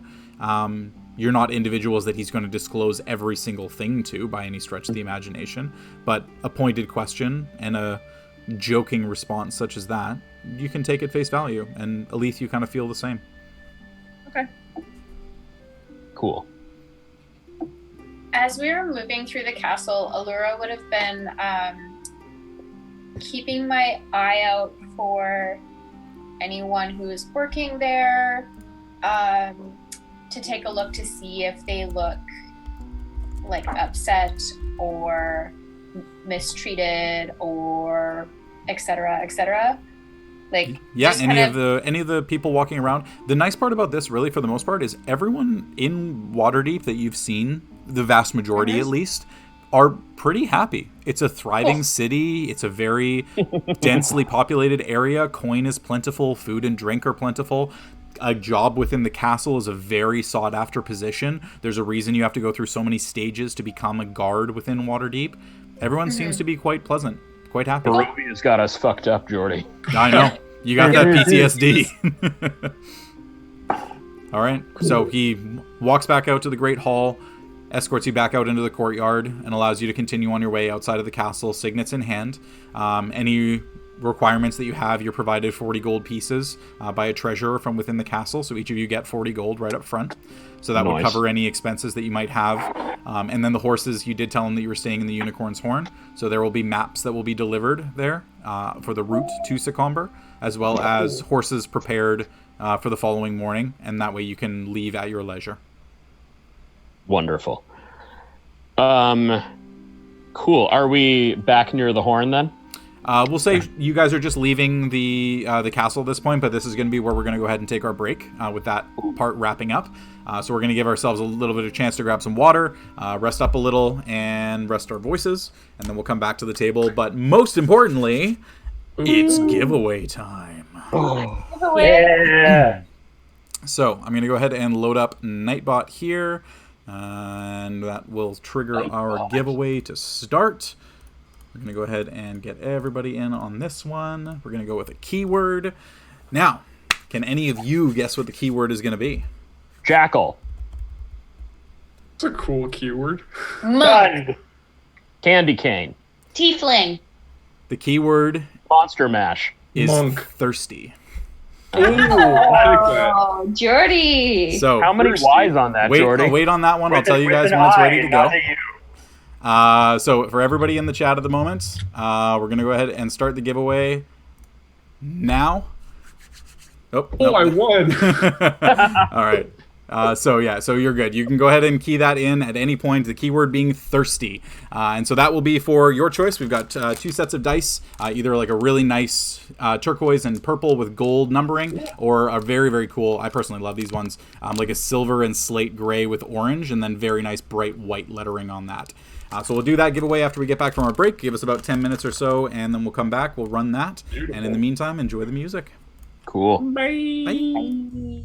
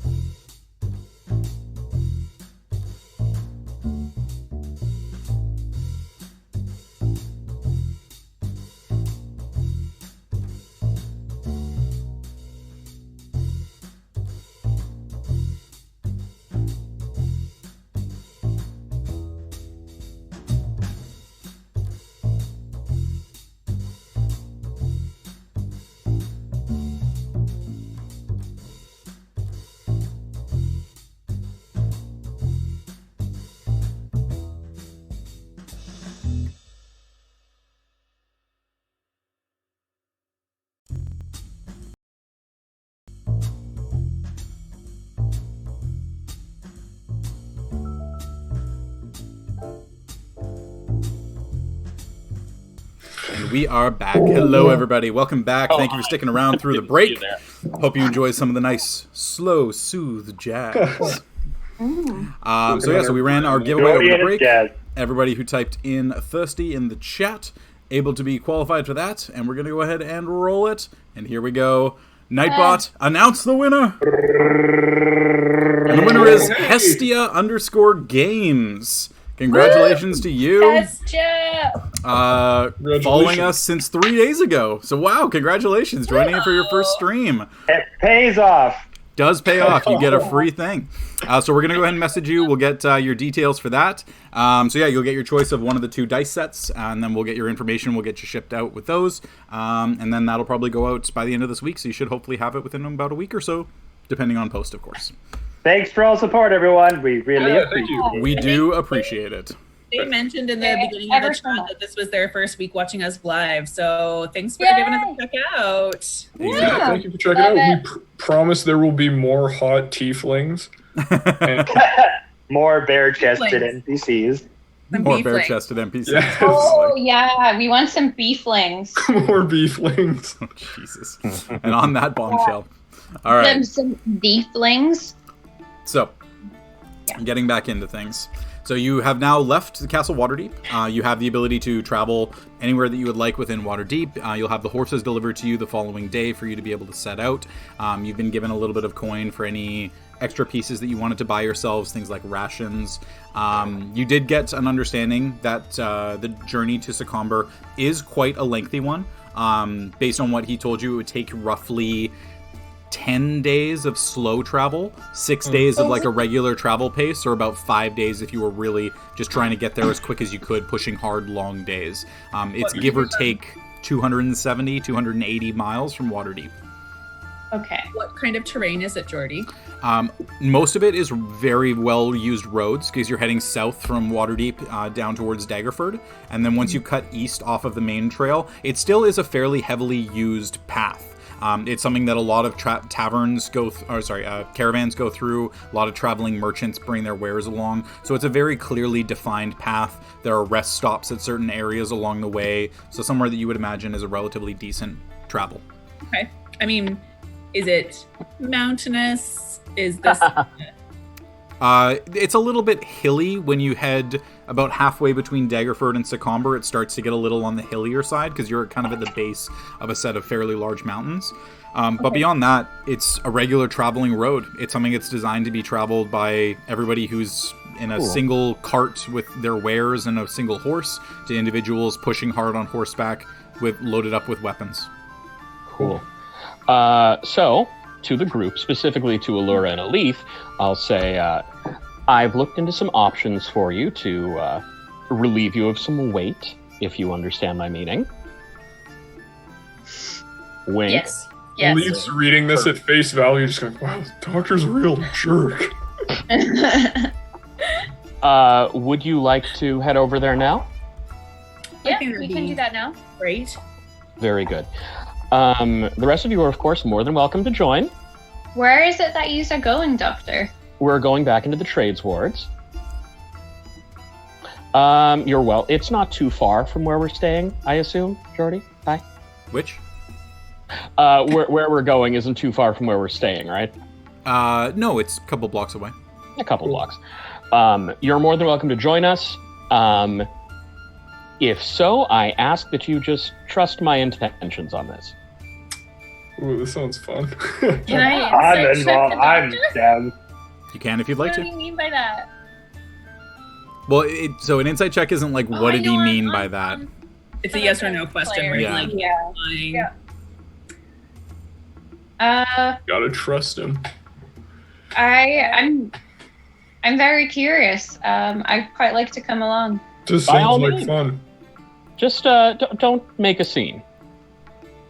Okay, we all look at Les. Ooh, now I really Leslie, especially you.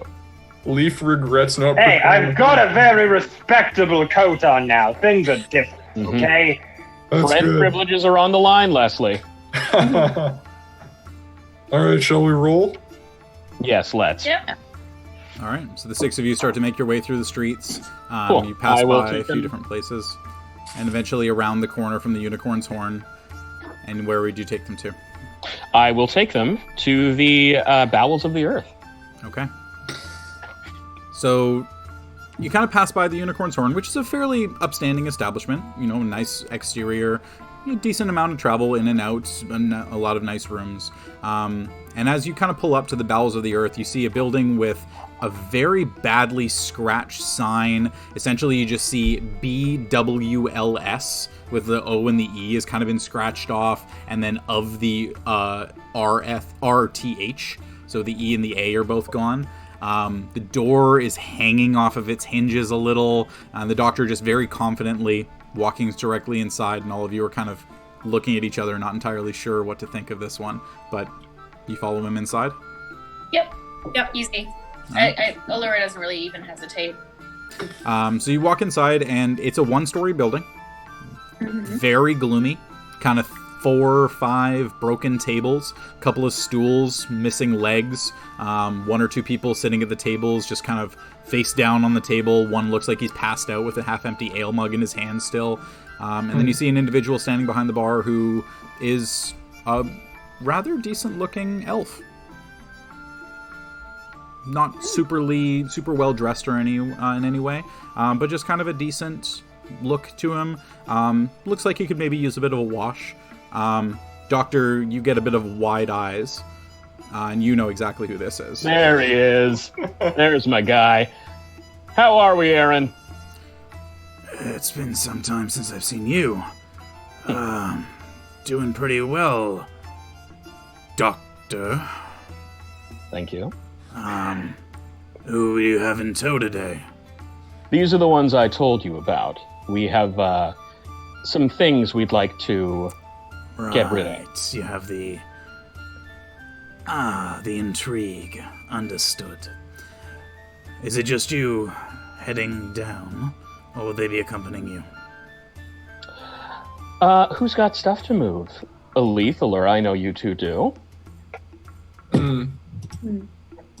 Does anyone else have anything they need sold? I think I might be the one with that, the stick that's the smoking stick. Stick? Yeah, Golthius staff. Yeah. Yeah. Hoping to fence that.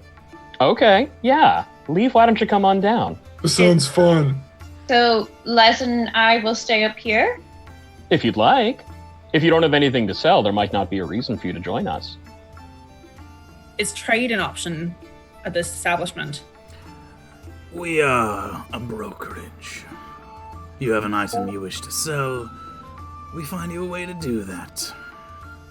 Well, perhaps it would be good to get to know you a touch better while they're downstairs. Was it Aaron? Aaron. 1A or 2? None. Interesting. Cool. Yeah. Bet you there's an E and a Y in there. All right, Doctor. It's gotta be an H. Thank you kindly. Door's where it was? You know the spot. And he kind of steps off to the side a little bit. And Doctor, you walk over to a wine rack behind the bar. And there's 2 empty bottles on there. And you kind of take the one bottle and you move it from the top shelf down to the bottom shelf. And then the door and then slides inside. And then as you all begin to step through into a completely unlit corridor, the 4 of you kind of vanish in behind the bar.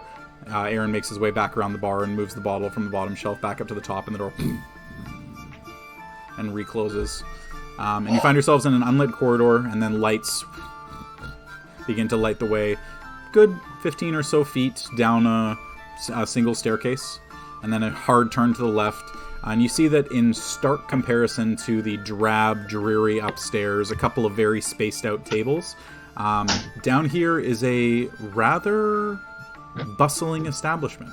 Even in the middle of the morning, you see a few tables for gambling set up. You see some large booths, very nice velvet cushions, a series of drinks all being poured around, a nice band up on stage playing a very, very nice tune to the people who are inside. It's a very interesting establishment, not something you would expect to see below the bowels of the earth.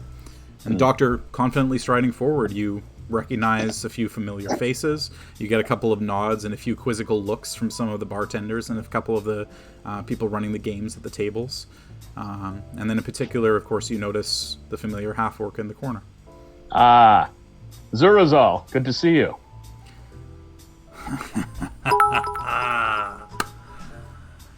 It has been some time, my friend. It has been some time. That it has. How are you? Business is good. Drinks are fresh. Food is good. Life goes on. That it does. That it does. I've brought some associates who have some pieces that I thought you guys might be interested in. Some pieces of interest. Now, those are things that we are always ready to sell or buy. So these pieces, who exactly have you brought? Would you like to have them present themselves, or would you like to do it for them? I'll handle the introductions. This is my associate, Aluura. Aluura, and he holds out a hand as if for you to, he gives you the hand palm up as if to kiss your hand. I put my hand in, but I fully twist his hand and shake it and he just very firmly. Respectfully yours. What pieces did you have that you'd want us to take a look at? So I pull out very carefully with my tattered fancy clothes wrapped around it, the chunk, and I thought it was 5, but Kaylee thinks it's 11 pounds. 11 seems high. Of whatever it is, it's a weight of obsidian. So yes, we'll be able to comb the stream to figure out the amount. Yep. And then also the obsidian scepter, the carved, ornately carved obsidian scepter. Mm-hmm. And then also the platinum and opal necklace. Sorry, You okay? I thought I heard something fall. Ghost. Oh, never mind. It's okay. It's just my chips. Okay. Bag of chips fell off my counter. They grew legs. So, all right. So the items get placed before him, and he just kind of runs a finger along the obsidian, and kind of nicks his skin a little bit, and as razor sharp as I would expect it to be. Rather interesting item. Now this, however, finely carved obsidian scepter. Is there a specific value you're looking to get for these? Oh God, I totally. I believe it was $10. Hopefully no less than 1,800 for the scepter. 1,800 I'd for the scepter. prefer to keep the scepter and sell the chunk. But I'll see what you have on offer for the obsidian scepter. I will have to put out some feelers to find what individual may find of any use for raw obsidian stone. A scepter, an individual item such as this, is a thing that can be mounted quite easily, already being handled, and someone already having cut themselves several hundred times doing so. Mm-hmm. I'll have to let you know. You would want a nice clean slate. The nice clean slate is interesting, but the problem with that is debris. Typically speaking, an item of obsidian is worth its weight, and then the individual who is buying it decides what specific shapes they are looking for. A pre-carved obsidian scepter worth substantially more, as it is already a carved piece, the individual simply paying for the craftsmanship going into it. Raw obsidian worth a little bit less, I'm afraid. That's fine. This is a very large chunk of obsidian, and having the opportunity to have it carved to exactly your liking.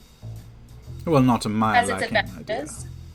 Not your liking, but to the individual. Universal your. I will put out I know some... that is something that people are sought after. There is no denying that obsidian is a finely sought-after item. It is something that we can definitively find a buyer for. It's simply a matter of waiting for the right buyer to come along, or taking the first price that appears on my doorstep. Right. So this one I will have to let you know what people are in the mood for. Typically speaking, you get a fair compensation for it, much more than you would get at any gem merchant in the city. That much I can assure you. All right. The scepter, you said 1,800?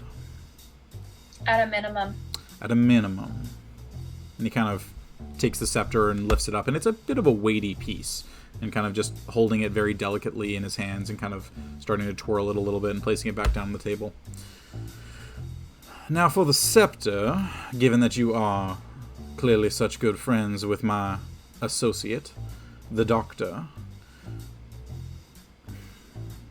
I can do 1,800 up front for that scepter. Or if you would like to leave it in my fencing hands, I may be able to get a little bit more for that. Perhaps about 2,000. But it may take some time to find an adequate buyer for such an item. I assure you, he's very capable. I will leave it here. I trust your judgment. A little bit of an investment in that case. Alright, give me perhaps about a month or so. That should be enough time to find an adequate fence, and if I find anything before then, Doctor, I assume I can find you at your regular quarters. You know where to find me. A message will be delivered should we find somebody a little bit ahead of schedule. Perfect. Elethe, this is, I also had the necklace, the platinum and opal. Oh, yes, necklace. of course. Ah, now this is a truly fine platinum piece, correct? Yes, platinum. Now, Platinum and opal. that is a fine gemstone set in there, and platinum alone is worth quite a bit. Now, I take it this is on the higher side. Mm-hmm. What is it you were looking to get for that? I'd like to get 2,200. 22. I would do that out of my own pocket right now, if you would want. Ooh. That's not a good deal. Don't do it. Ah. Well, seeing by what Jordy told me it was worth. Yeah. It's something that you've already been undercut on it a couple of times. Being offered that straight across the table is not a bad deal. This guy is told me giving it us was a worth good 16. Yeah. Plus, We're Les, doing we're not it. there. This we checked. This was not magical, right? Yeah. Okay. Wait, wasn't this one worth 25? No, 16. Oh, sorry. I thought this was the one that was worth 25 and you were trying to take 22. No. Oh, I don't sorry. have anything that's worth- I thought the necklace was worth 25 and then I told you that people would give you 16 for it. Oh, maybe I wrote that down. I think because typically speaking, like Take necklaces the like deal. that, yeah, I'm going to say that whatever the necklace was, it was worth 25, and then Yep. people were offering you 16. Oh. Because what were you being offered before? Do you remember? I don't remember. Yeah. I don't think I tried to sell this one yet. Oh, okay. Give me a second here. I'm just going to pull this up just to make sure, but I thought that was the I case. can pull my book from last. No, it's okay. I've got it here. It's going to be in the in the thing. Completely unrelated, but Les, aka Kev, where did you get that shirt from? I got this shirt at the Kitsilano Street Market. I forget what they're called. It's been forever since Okay. I've been Kitsilano to this days. place. Got it. So That's the platinum necklace with a black opal pendant is worth 1,500 gold pieces. Take 22. Take the 22. So sorry, I thought this was worth 25, and you were trying to get 22 for it. If it's worth 1,500, like this is not somebody who's going to give you more than 50% Right. more than what somebody. That's something why is I worth. was like, I'm really confused. Yeah, no. If Do I it's worth take this? 1,500, you would know that based on what your regular sales are, you would take about a 15% cut of that. It Yeah. seems to be that whatever he's offering you is more kind of on par with what would be sold for it, because he has Okay. access to a wider trade network, so he can find people Yeah, who are so in a different area. There's I a had written sucker down that it born was every worth minute. 1,600. 1,500. I would have. If it's Okay. a platinum necklace with an opal pendant, the only one in my notes is a 1,500 gold. Okay, I misheard you then because Yeah, I definitely that's had fine. it written down here as. I can say definitively that being somebody who likes even numbers, 1500, 750, 2250. Those are kind of the valuations that I tend to have. So the 1600 threw me off, where I was like, what? I would never give someone an item worth 1600. It'd be 1500 or 1750. That was that week I DM'd for a bit while you were in the bathroom. Yeah, while I was gone, you just looked at the notes. All the costs were integers. It was great. Yeah. So it's worth 15. So whatever that value is, let's say that you adjust that to where you want it to try and sell it for what? Yeah, so I mean, I would have been. So I guess let's just roll back. Yeah, we'll roll back. You now know the item is worth 15. I know it's worth 15. Okay, now I have to get back into my way. Back into Aluura. I'd love to get 16 for it. 16. And he kind of takes the necklace from you and starts looking over a couple of the pieces. Looks over the opal. It's beautiful craftsmanship. The necklace is perfect. The opal has a few flaws in it. The valuation comes in a trifle under that. Have you tried to sell it elsewhere, my dear? No. I would estimate on the open market you'd get about 14 for this. I'll take 15.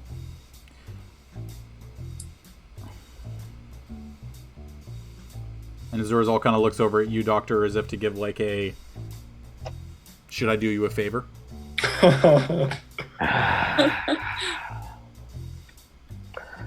I'm just going to give him a bit of a knowing smile, like, she's new in town.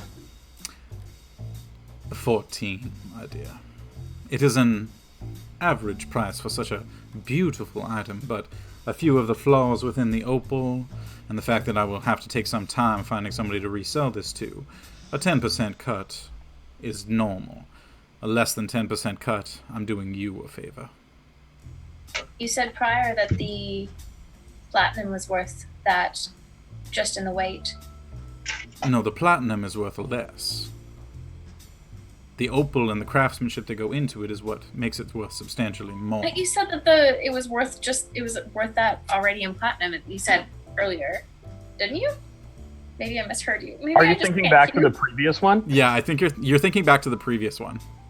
No, because you said you're like, oh, it's worth that just in the platinum. Wasn't that when he thought it was? Yeah, I thought that was when it was. I thought that was when it was 2,500, Yeah, and you we were were asking for 500. 22. The platinum alone is worth 22. If the necklace is worth 25, the platinum alone is worth 22. So in this case, if the necklace is 15, the platinum alone is worth about 13. Okay, I'll take 14. Will platinum coins suffice, or would you like it in smaller increments? Platinum will be fine. Very well. And you see him just kind of take a little notepad out from the side and scribble a couple of notes on that, and then a bit of a flourish at the bottom of a signature and pass it over to you. And you just see 1400p and then a signature on the bottom. Take this. Did you say it was 1400 platinum? No, 1400. Sorry, 140 platinum. Yeah. Oh, I was like, Yeah, what? sorry. I'm crossing my words. Okay, this has been an awkward sale. Just I'm the DM. It's 140 platinum. You're getting a chit for 140 platinum. Bring it to the person up front. We're fucking Pawn Stars now. Yeah. Here's your chit. Take it to the lady up front. And do they have an interview with Aluura on the way out? Be like, yeah, you know what? I'm pretty happy with how that one went. I was really hoping to get this amount, but I feel pretty confident about my sale. No. So that'll get divvied for you up front. The obsidian will stay in Zurazal's inventory until he finds a buyer that's up to the standard. Cool. Very well. Is that everything, Aluura? Aluura, is that all for you? Oh, that's all. That's all for me. Okay. Thank you, Zuriel. Zurizal? Zurazal. Zurizal? Zurazal. Zurizal. Zurazal, my associate Elethe, has gathered a couple things that also need proper homes. And he just kind of looks up at you as a drow, just kind of big, cracked grin smile on the face. Something that you're not exactly used to getting, but it seems like whatever his line of work is, perhaps you're a little bit more common and he trusts you a little more than most. Ooh. Noted. Now, what is it that I can do for you, my dear? Well, now, I have items that are slightly less premium than my associate here. She's got quite a good eye, as you've seen. So forgive me if these aren't really things that you'd buy, but we haven't been in Waterdeep long, so just gonna throw it out there. So first off, I have this. I bring out my aquamarine gem. This was a nice find in our previous trip together. And what was the value on that? 500. 500? Yeah. And you're just kind of looking over it. It's a rather fine specimen. Very few flaws within the gem itself. And he takes out a very fine little magnifying glass and kind of presses it right up against and looking for specific cracks. I would estimate the value in the 450 to 500 range. I'm assuming you haven't taken this to a jeweler of any kind. Not as of yet. I was offered a previous price for it in Baldur's Deep, but didn't seem to be quite up to my standards. I would imagine the price you offered probably in the 300 range, 350 perhaps. Something around there. That's what I may assume. Rather unfortunately, gems such as this are not exactly in the highest of demand at the moment. It is something I would be able to match that offer, or perhaps I could find a buyer specifically traveling across the realm, but for me personally to take it off your hands today, you'd be looking at 350. Well, perhaps I'll wait to see if you have a buyer who's interested. I'm not in a hurry to sell it. I'd rather get the full price for it rather than be short of the 100 gold. I can't say definitively that the full price will be a little bit tough to find. Perhaps in the 450 range or so. Well, I'd take 450 if you have a buyer who'd offer that. 450. Alright. We'll go ahead and add that to the collection. I'm going to go ahead and put this off to the side with one of my associates.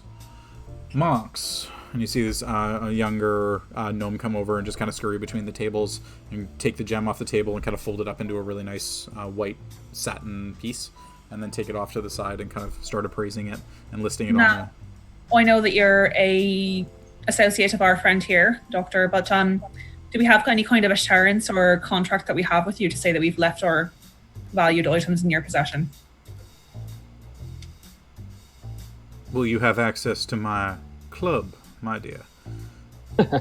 I should mention, Zurazal's been putting all of us up. I see. Well, thank you indeed for your hospitality. It is the least I can do for an associate in a past life. In that case, I'll put my reservations aside and just graciously thank you for looking out for a buyer for me. You make sure you keep him safe, though, you hear? Don't worry. Someone's going to get stuck full of arrows before they get the doctor on my watch. I don't know what kind of clientele you have. If anyone's the sort who might be looking for components for spells, potions, what have you. But I also have these. And I pull out the large demon tooth and the... I mean, like... I've been saving the demon tooth and the what? The 5 smaller demon teeth. Oh. Those are definitively not crafting items in any way. Those are more just trophies. Okay, never mind. Scratch that. I don't do that. Okay. Leif looks over and says, you can make a puka shell necklace with those. That's basically what it's for, is like you adorn armor with things like that. It's something that you theoretically could sell, but it would be more so you'd get like, 20 gold or 30 gold for it kind of thing, because it's an adornment. Yeah, never mind then.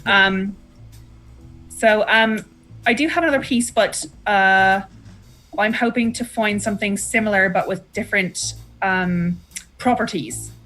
Do you do any kind of fencing for trade, or would you be able to keep an eye out for a buyer or a seller of a similar piece? And I pull out the Blade of Throne, which is the Blade of Throne?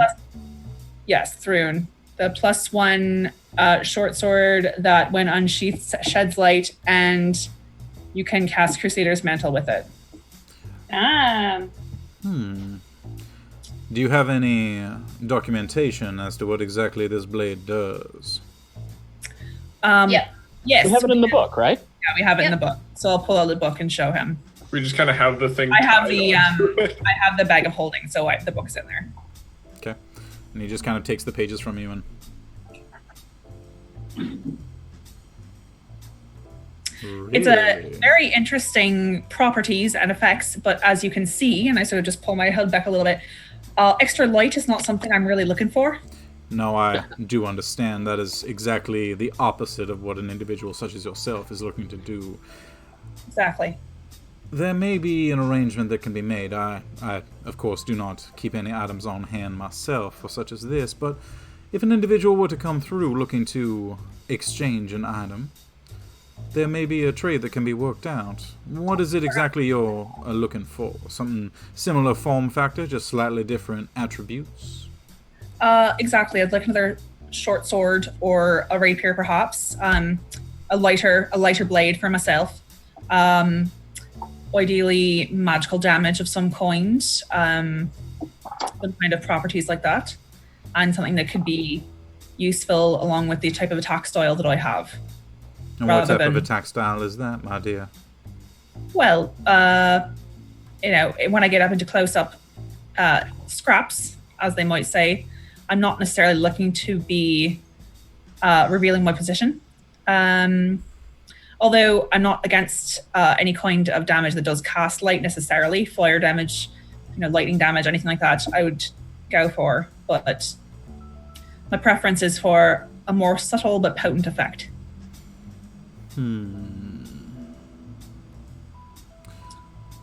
All right. I'd also be willing to put it up for sale if you knew of someone who was looking to get to offload an item such as that.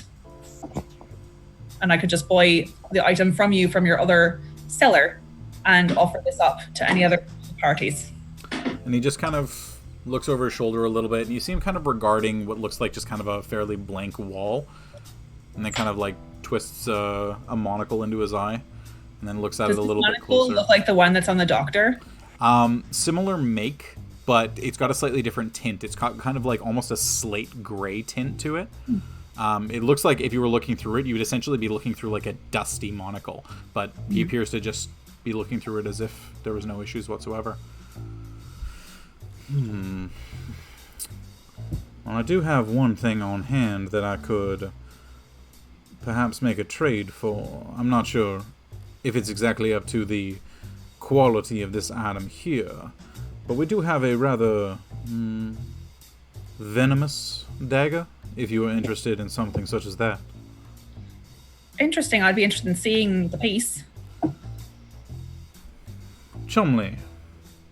And he just sends off another little dwarf to kind of run through the run up to the wall, and you see just kind of out of the corner of your eye watching this. It's kind of behind one of the bars, but you see the head bobbing behind the bar, and then you see the head just pass right through the wall. And then emerge a couple of seconds later, and then kind of hopping his way down around the bar and eventually coming over. Cut. What? He said Chumley. Oh, I said Chumley. Chumley. Oh no, did I? Yeah. But yeah, and you see this dwarf kind of come around the corner, carrying a very, very fine little short dagger, and it's got a nice gold and leather inlaid handle, but it's got kind of like a green teardrop as the end of the handle, and the blade gets drawn, and it's a perfectly pristine dagger, very nicely balanced, and he kind of passes the dagger over to you to be able to get a feel on. And then you kind of lift it up, and he just kind of... Now, you feel that little indentation in the blade right there? And you kind of feel like there's a little bit of a slight groove. Just go ahead and push on that for me. And as you do, a very, very thin sheen of green covers the edge of the blade. Ooh. Now, it's not going to be quite as good in traditional hand-to-hand combat, but in terms of a silent weapon that eliminates a target with very minimal sound, this may serve your uses quite nicely. Once a day, though. That is the downside. I see. Jordy? Yeah. What is the... So the dagger, damage? so the dagger is a dagger of venom. Okay. And the weapon is... I just got to pull it up here. It's a +1 dagger, so it's a D4 instead of a D6. +1 to attacks and damage, but it can be thrown at a range of 20 feet accurately or 60 feet inaccurate. And then when it deals damage, excuse me, use an action to cause thick black poison to thick green poison to coat the blade. The poison remains for 1 minute or until an attack using this weapon hits a creature. When it hits within that time frame, the creature makes a con save, taking 2d10 poison damage and becoming poisoned for a minute if they fail. Holy shit. Oh, wow. A good deal. Yeah. So it's kind of like, it's a big payoff if they fail their saving throw, and it is a +1 dagger, but overall the damage is going to be a little bit lower than just the +1 short sword. It's kind of the like upfront shitload of damage, and you get the poison condition on the creature, which is big. That's disadvantage on attack rolls, disadvantage on saving throws, disadvantage on ability checks. So, but can you use it in hand to hand as well as thrown? Yeah, you can. It's an action to coat the blade, and then you've got your your stuff on top of that. So it's something you kind of prep before the battle, and then you've got a minute to hit a creature with it before the poison dries up. Right. Maybe I will hedge my bets because I still have the adamantine scimitar that I could just get enchanted at some point. Yeah. Elethe, that would be really awesome when you potentially take a thing in rogue. I know. That's what I'm thinking. All right. Say I'm interested. Is that going to be a straight trade for my item for this, or what can you offer me? Given the nature of the item that you have and the fact that it is simply disadvantageous for you to use it, I'd be willing to toss in an extra 100 gold pieces on top of my dagger. Good deal. You know what? I'll agree to that. Sounds like I'm not much one for a dagger, but it's time to try new things. Being able to throw your weapon with one such as yourself, I imagine, would be some kind of an advantage in and of itself, though. I am an excellent shot. You're correct. All right. I just give him a firm handshake and say, "Done deal. Thank you." And you kind of reach your hand out, and he just kind of has his hands at his side and just, and then just kind of starts writing. Like, he doesn't even shake your hand. He's not really seems to be somebody who does that particularly. The one exception was for Aluura. He kind of offered to take her hand. In your case, it doesn't seem to be there for some reason. I hate him. One of those Aluura hates him too. Zurazel, as you can see, my clothes here are in tatters. Do you have a suggestion of where I might be able to get some fine clothes made? Fine clothes made? To replace these. There are quite a As few you can places. see, I have a high... There is the House of Purple Silks. I mean, it is it is simply put a brothel, but they do offer very quite nice silks to individuals passing through looking for replacements on fine garments. Beyond that, the Patient Fingers is another nice place, a fine clothing shop, and do custom embroidery if there's anything specific you're looking to have put onto an item that you wear. These were my finer, nicer set of clothes, but as you can see, my everyday clothes are still quite fine. Is there anywhere in the city that would provide something of that caliber? Either of those two places would be completely adequate. Wonderful. Thank you for the information. Zurazal, my large associate here. And he just kind of looks up and... What's going on, dude? I do have to say that it is not often I find myself one of the shorter men in the room. Yeah, speaking Leif, of... You have some names, yes? Yeah, I'll keep this one short, and I'll pull out the Gulthius staff. And the black smoke immediately starts to billow from the end of it, and you see him just kind of like instinctively squint a little bit at it, and then kind of look at you, Doctor, and then just kind of back at the staff. And now, what is this? And I'll reach Elethe, if you don't mind, and I'll kind of reach for the book, the identification book that we have. Kind of flip through because we did get the Gulthius staff identified. We did. And he kind of takes the book from you.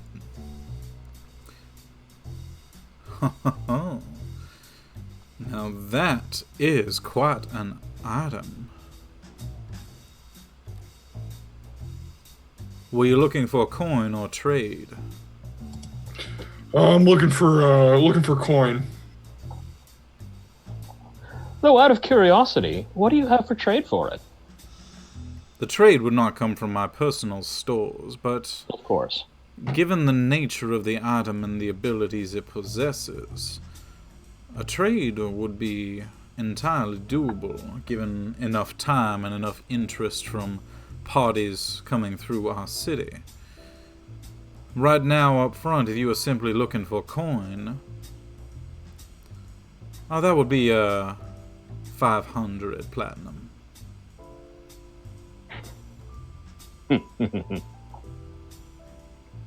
That's a spicy meatball. Yeah, I'll go for that. Sounds, Very well. And he just takes the chit and starts writing out a 500 platinum note, his familiar signature on that. Take that to the man up front. He will get you sorted out. Manx kind of gestures for the same gnome to come over again and kind of pick up the staff, and then immediately starts smoking, and the gnome is just kind of like looks up at him, and he just kind of gestures for him to head off, and then he runs away in this like trail of smoke going between the tables as he runs off with the staff. thanks, dude. I appreciate it. Zurazal, before we go, as I believe that concludes all of our trading business, I'm going to be leaving the city for a little while with these associates to investigate some goings-on in Secomber. You wouldn't have heard anything through there, would you? Secomber. There was some discussion of a few travelers coming through saying the city had fallen on hard times recently. Increased presence of the Alliance at its doorstep. Beyond that, nothing really coming across my table. Most of the time I tend to keep to my affairs within Waterdeep, you know. Of course. Would you happen to have any sort of protective cloaks kicking around that I might be able to purchase off of you? Protective cloaks. More so than the usual, I assume? Just a little bit more would be nice. Rather unfortunately, my supplies are a little on the drain side at the moment. It seems with this attack and a few of the regular traders not exactly making the journey, unfortunately I'm a tad light. Well, I'll do my research in the city. Before we go, you wouldn't happen to have gathered any information on the matters we were discussing before my friends came into town, would you? No. Well, should you, you know where to find me. You know that word will be left should anything of interest come up that we should discuss further. Of course. Thank you very much for your time, old friend. You're most welcome. Please, have a drink, have a seat. Spend some time using that hard-earned coin before you... We got some people hanging out upstairs. I mean, I don't know if, I might come back down. It sounds fun. Perhaps next time, then. I do appreciate you stopping by, though. Good to see you again, Doctor. Pleasure to meet all of you. I look forward to working with you, hopefully, in the future. And in this case, he's actually looking at you, Elethe. Oh. Pleasure's all ours. Enjoy your day. And he kind of leans back and spreads the arms out on the table and just starts surveying the room again. Shall we? We shall. Yeah.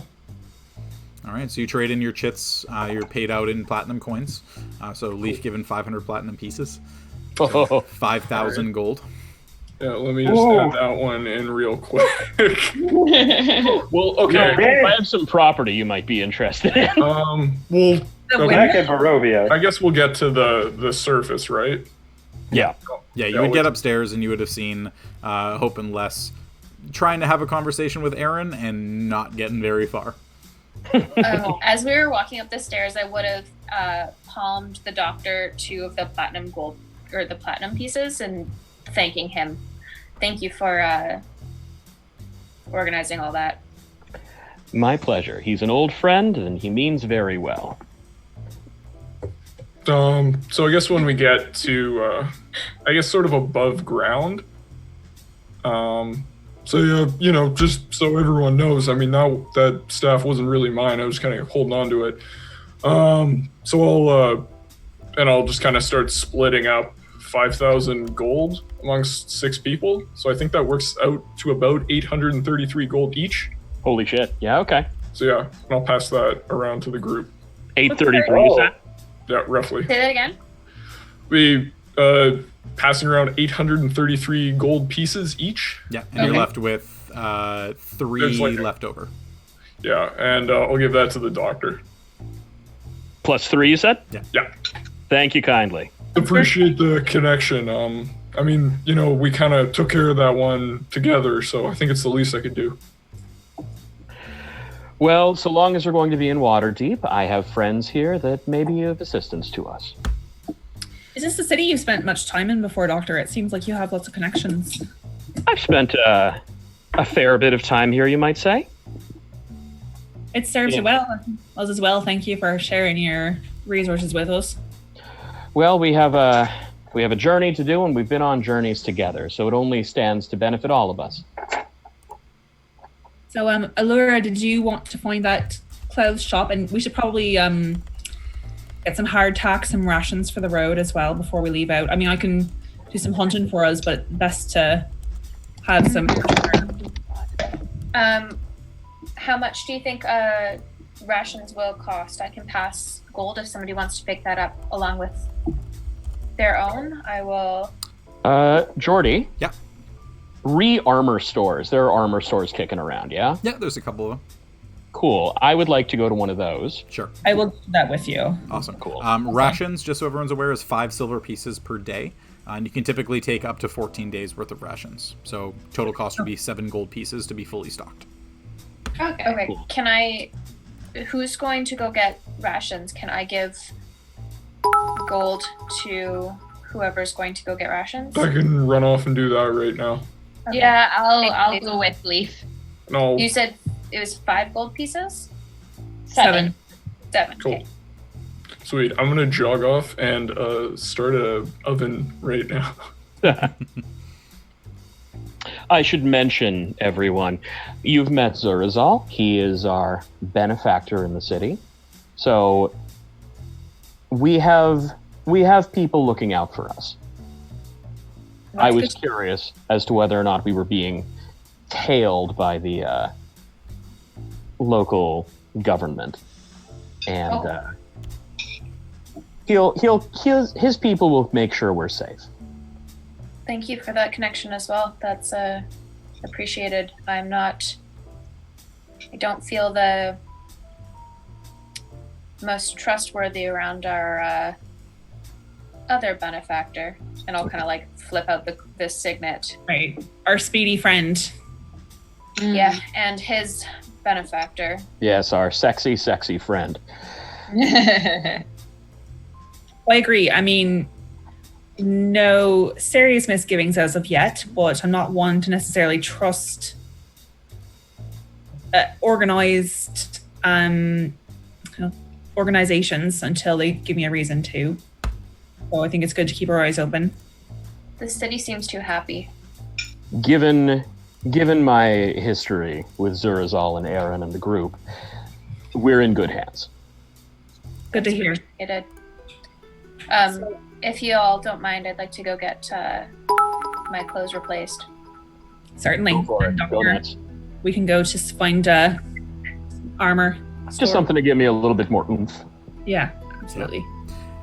All right. So, in terms of armor, there's one major armory that everybody tends to go to. There's a few smaller ones that you can get, just kind of standard pieces of armor. But the Halls of Hilmer is really where everyone tends to go for anything of any real value. They do enchanting there as well, so if there was a specific set of armor you wanted to add some kind of enchantment to, they would be able to accommodate that and then just charge for the services associated. Heading inside, it's a nice high-class armory. You see a very nice sword and breastplate and shield pattern out front. You've got very, very fine interior, blazing hot as you walk in with all the forges running at the same time. No problems at all being able to make your way inside.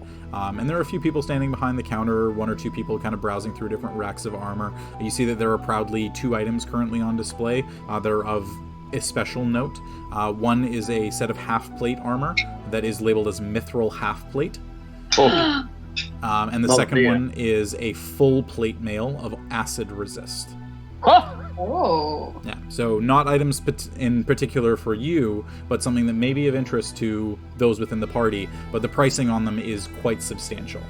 2,000 gold pieces for the Mithril half-plate, and then 7,000 for the acid resist full plate armor. I'm going to approach the counter. Hello.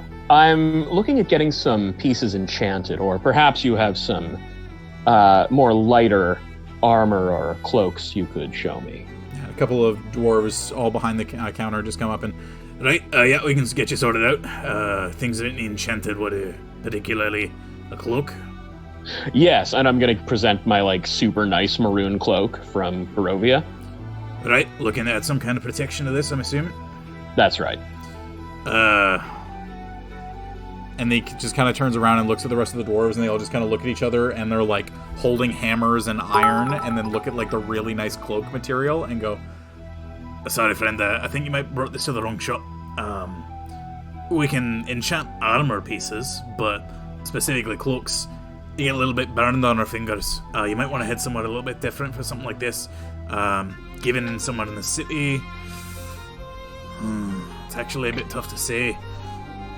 Cloaks along those lines, you typically be looking for something.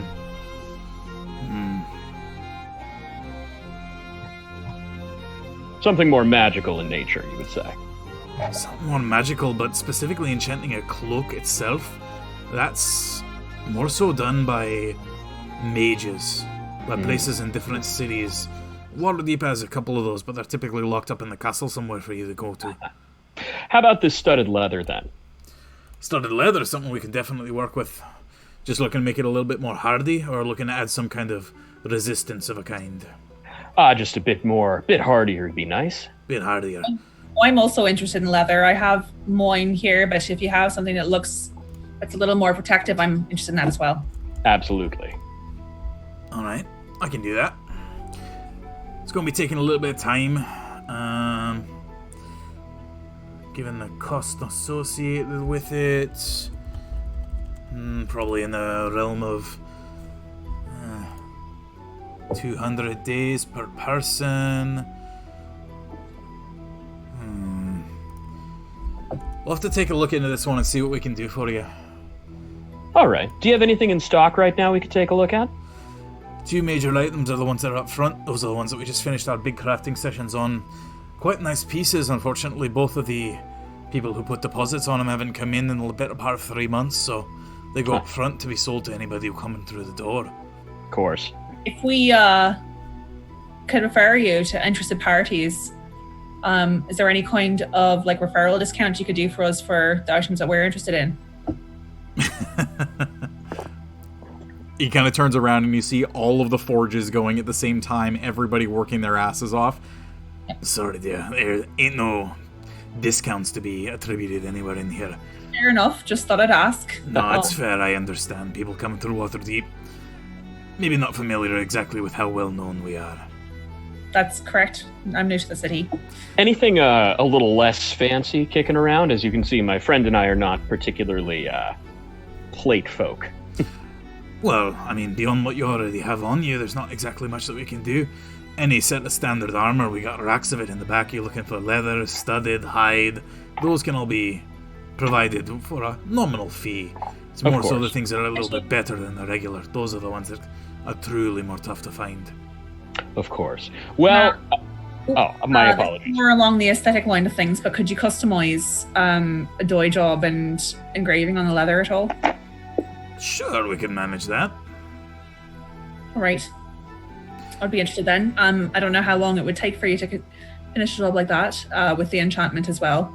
With the enchantment, you'd be looking at a single worker, about 200 days to complete, about 5,000 gold pieces to get the enchantment put in place. Oh wow. It's not exactly the easiest of things, but the cost does come down depending on how much longer you're willing to wait. If we can put it on the back burner. Say back burner was all right. What would the cost be? If you were willing to wait a year, we could have it done for about 3,000 gold instead of 5. And would you need it all 3,000 up front, or could we? No, of course not. It'd be a down payment of 20% of the total cost. I'm gonna see if I can find something that's available now, but I may come back to avail you of that service. Not a problem. We'll be here. Have been for hundreds of years. Seems like. Cheers. Thank you kindly.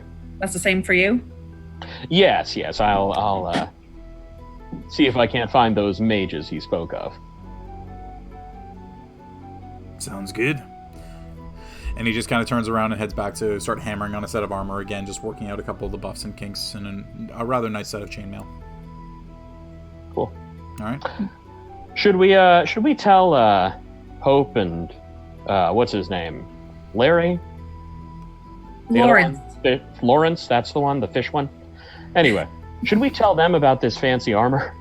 I mean, I think so. They might be interested. And if it's ready now, it seems like they've almost discounted it from what it would cost us for leather. I was kind of shocked to hear him say 5,000 when this, mithril half plate was 2 or 3. Well, let's round back up with them and let them know. Absolutely. So yeah, so you would so the mithril half plate was 2,000 gold, and the full plate armor of acid resistance would be 7,000 gold. Cool. I can't wear half plate, right? Rangers are like, no. we can go is studded leather. Yeah, it's studded leather is the highest. Yeah, with me being on my phone, I'm not able to look up any stats or anything. Yeah.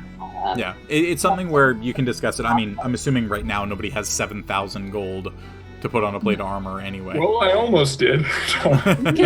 Came close. No. Yeah. Cool. Do we want to group up, and how are we feeling? We're currently grocery shopping. Yeah, so there's a bunch of different places. One of the primary ones, because just Oh, sorry, go ahead.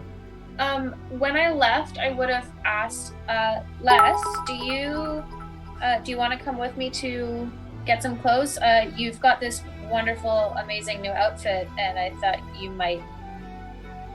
you've just got such great style. You could maybe give me advice on my new fancy clothes. I just started wearing pants very recently. You want a pair of fresh eyes? I could be those for you. Well, you don't really seem keen to go on you didn't go with them to the armor place, right?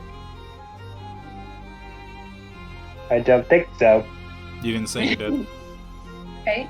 And you didn't really want to go with Leif and Hope, so would you want Well, no one asked anything. No. Let's go! Les, you'd like to go with me to... Yes. Okay. Awesome. So where is Les it you're is heading with to? me. Fuck.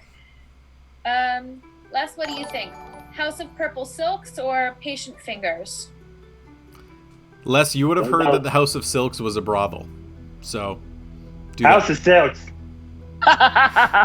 Should definitely go to the House of Silks. Sounds like a great establishment where you could buy many fine things. All right. Got silks in the name. How could you go wrong? All right. Let's go to the House of Silks. I would have gotten kind of directions. Yeah, so one thing that you would have noted from everybody when you were saying that you were heading to the House of Purple Silks, asking around a little bit, you would have gotten a couple of glances of like, huh, okay. And then just kind of directed you, and you would actually be told that it's in the C word. It's in the most expensive, most prestigious area, the C ward. Okay. So it's somewhere that is in a very prestigious side of town, very top end, a lot of villas by wealthy Faerunian families. So you would eventually make your way there, and it is a gorgeous building. From the exterior, it's a lavender exterior, silks hanging inside all the windows, lots of natural light flowing inside, a very nice, kind of slightly darker lavender door, golden doorknobs that actually appear to be real gold. Are they loose? Sorry?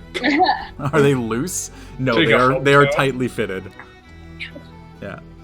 Steal the doorknobs off of a building. Solid gold? Yeah, solid gold. But yeah, you do manage to make your way inside, and you notice that inside there are quite a few rather burly-looking entities. A couple of half-elves that are definitely more stocky than what you're used to, and a couple of humans as well that are very well-built, sporting concealed but definitely noticeable weaponry of different types. Essentially making sure that anyone coming inside isn't there for any inadequate reason. Like stealing the doorknobs? Like stealing something from the inside. Okay. Like taking advantage of anything. Okay. Yeah. Hello. I was directed here. I would like to get some fine clothes And made. I've been told that you guys are the place to be to get that done. if you're willing to pay the price. And he just kind of gestures to come inside, and you see that there is a fairly young woman, a little bit taller than normal halfling, behind a fairly low table, kind of like an entrance hallway area. And inside, she kind of listens to the conversation and then just kind of, looking to have some clothes made, are you, dear? Yes. Right. And something to fit your body type, or someone close to you? Sorry, what? Someone to fit Sure. your body type, or are you getting a gift for someone else? It's for myself. It's for yourself. My fine clothes were destroyed. Oh, I'm so sorry to hear. It's just an absolute travesty when something such as that should happen. Please, is your friend to accompany us? Yes, my friend Les here. Very well. I'd love to have his opinion. Absolutely. Please As I follow just me into support the- my coat and just very proud of it, walking around. And Like I have a sense of fashion. And interestingly, you get kind of a couple of approving nods. You see a few people walking by. You're dressed quite nicely. Even the blue fishman thing, it's not exactly the weirdest thing that's come through this area. But the clothes definitely make it a little bit nicer. A man dressed to the nines, even if he's a little bit of an odd person, does pretty well. So you make your way inside. You're led to a private fitting room.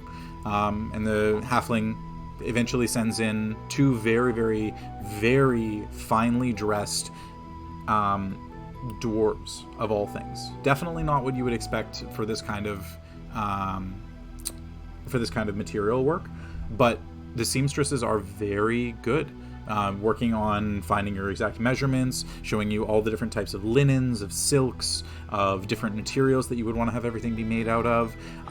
It takes the better part of an hour for the fitting to get everything exactly to the specifications that you want, any custom embroidery pieces that you'd like to have put in place. But you are given pretty much exactly what you want. It seems like whoever directed you to come here made the right call, even if the establishment itself is not exactly what you would expect. The work being done inside is incredibly well done. There is The a price. people who work here study bodies like you would not believe. They know every nook and cranny of every body type. They are very well suited to dress anyone. And you see I them mean, you're kind not- of blush a little bit. I love it. But eventually the garments are delivered and you are given exactly what you want. Everything down Wait. to the fitting. And then the cost associated is that each garment costs 30 gold pieces. That's it? That's it. Normal cloaks are in the 2 to 3 gold range. You're paying 10 times as much for something that is very Right. well done. Right. So, and I would have been asking for something to go if I have to go to a ball or go to visit the Lord Yeah. fancy dinner. So for Okay. for the standard clothing, you'd be looking at about 30 gold pieces. For any finer pieces, probably closer to 45 or 50. We'll say That's what she wants. Would you want to have any like gold filigree or like actual gold pieces inlaid into it, like any kind of gold teardrops or anything?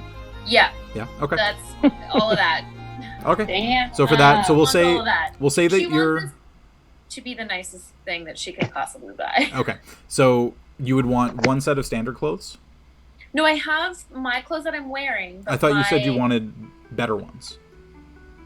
So I had my clothes, and then I had a spare set of like fine, like dress clothes. Right. And my dress clothes got destroyed because I wrapped them in an obsidian. Right. No, I know. block. I thought you said you were also looking at replacing your everyday clothes. Oh no, I just want my. Oh, like, you just want the fine ones. Yeah, Okay, and is it just one outfit?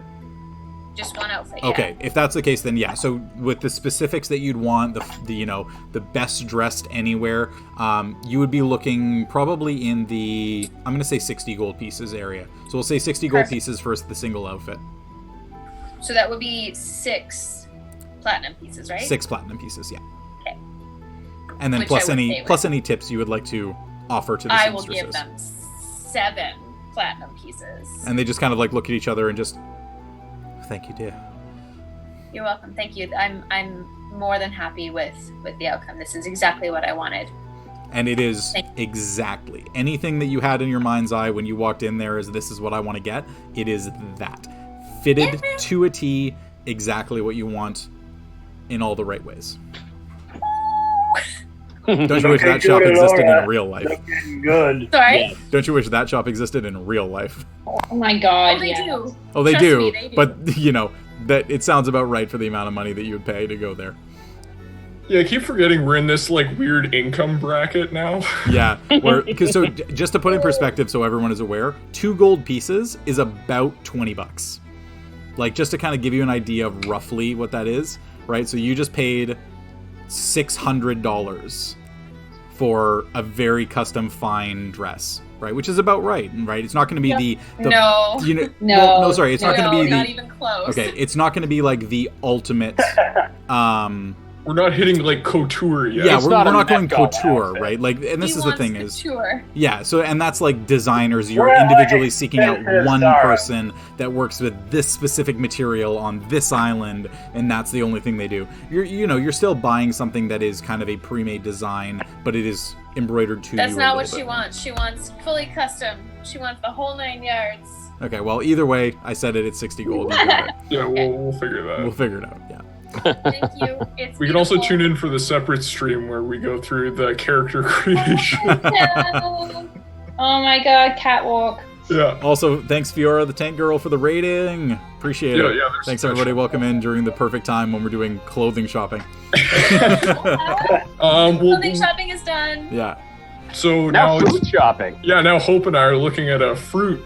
Hope, I really think this apple, it looks a little bruised, but I think we can get we're gonna be going for 10 days.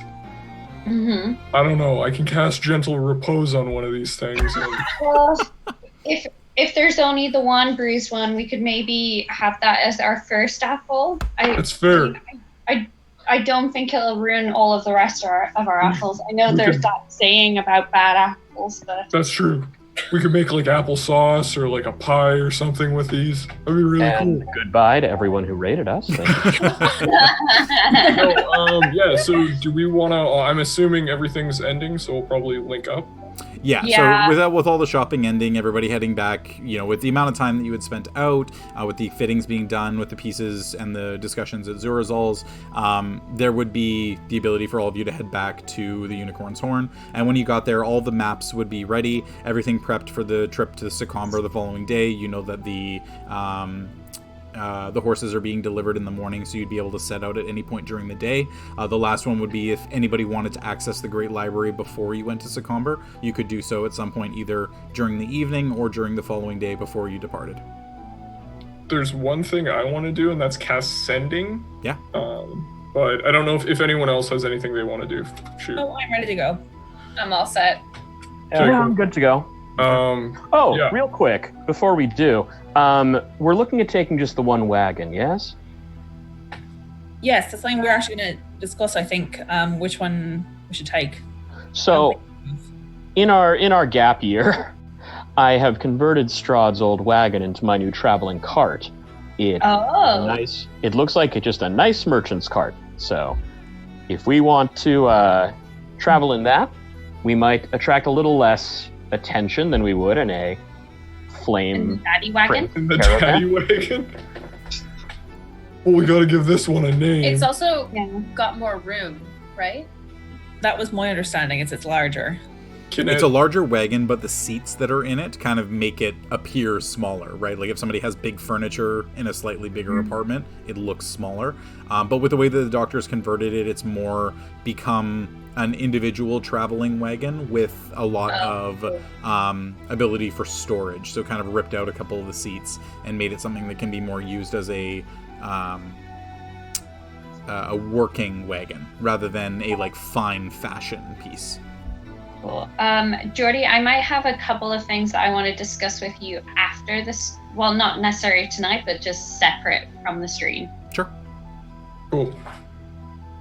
Yeah. But other than that, there's nothing else that I need to be doing. Cool. Okay.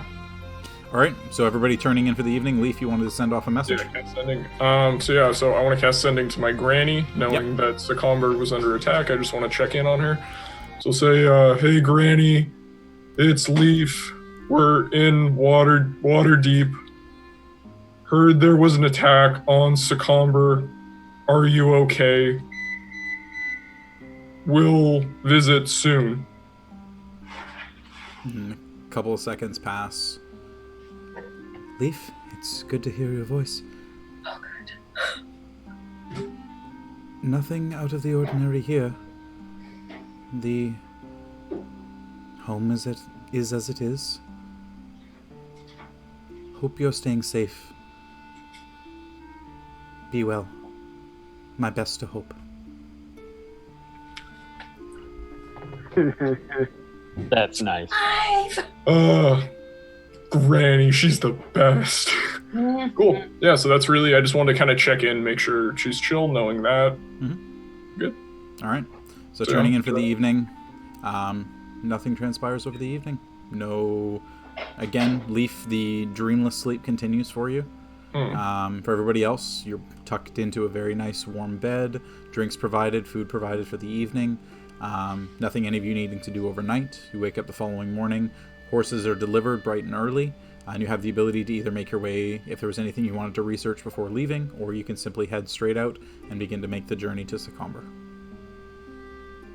Shall we hit the road? Yeah, unless the doctor came through with that font of knowledge stuff, but I doubt. You have access to the font. You have access to the font of knowledge. We have access to that was the whole point, is that you got the medallions that you can go to the font of knowledge to research anything you wanted. Clearly, Kevin was missing all of that. Pay attention to the stream, Kevin. So you had access to that yesterday. We can, yeah. Which wagon? Get it on the way back. Okay. Whose wagon are we taking? Daddy wagon? I thought we were taking yours, Doctor. I'm happy to do that. Strahd's wagon. Yeah, that suits me. Where's the daddy wagon at? Where's that bad boy? I'm guessing it's kind of Horn, isn't it?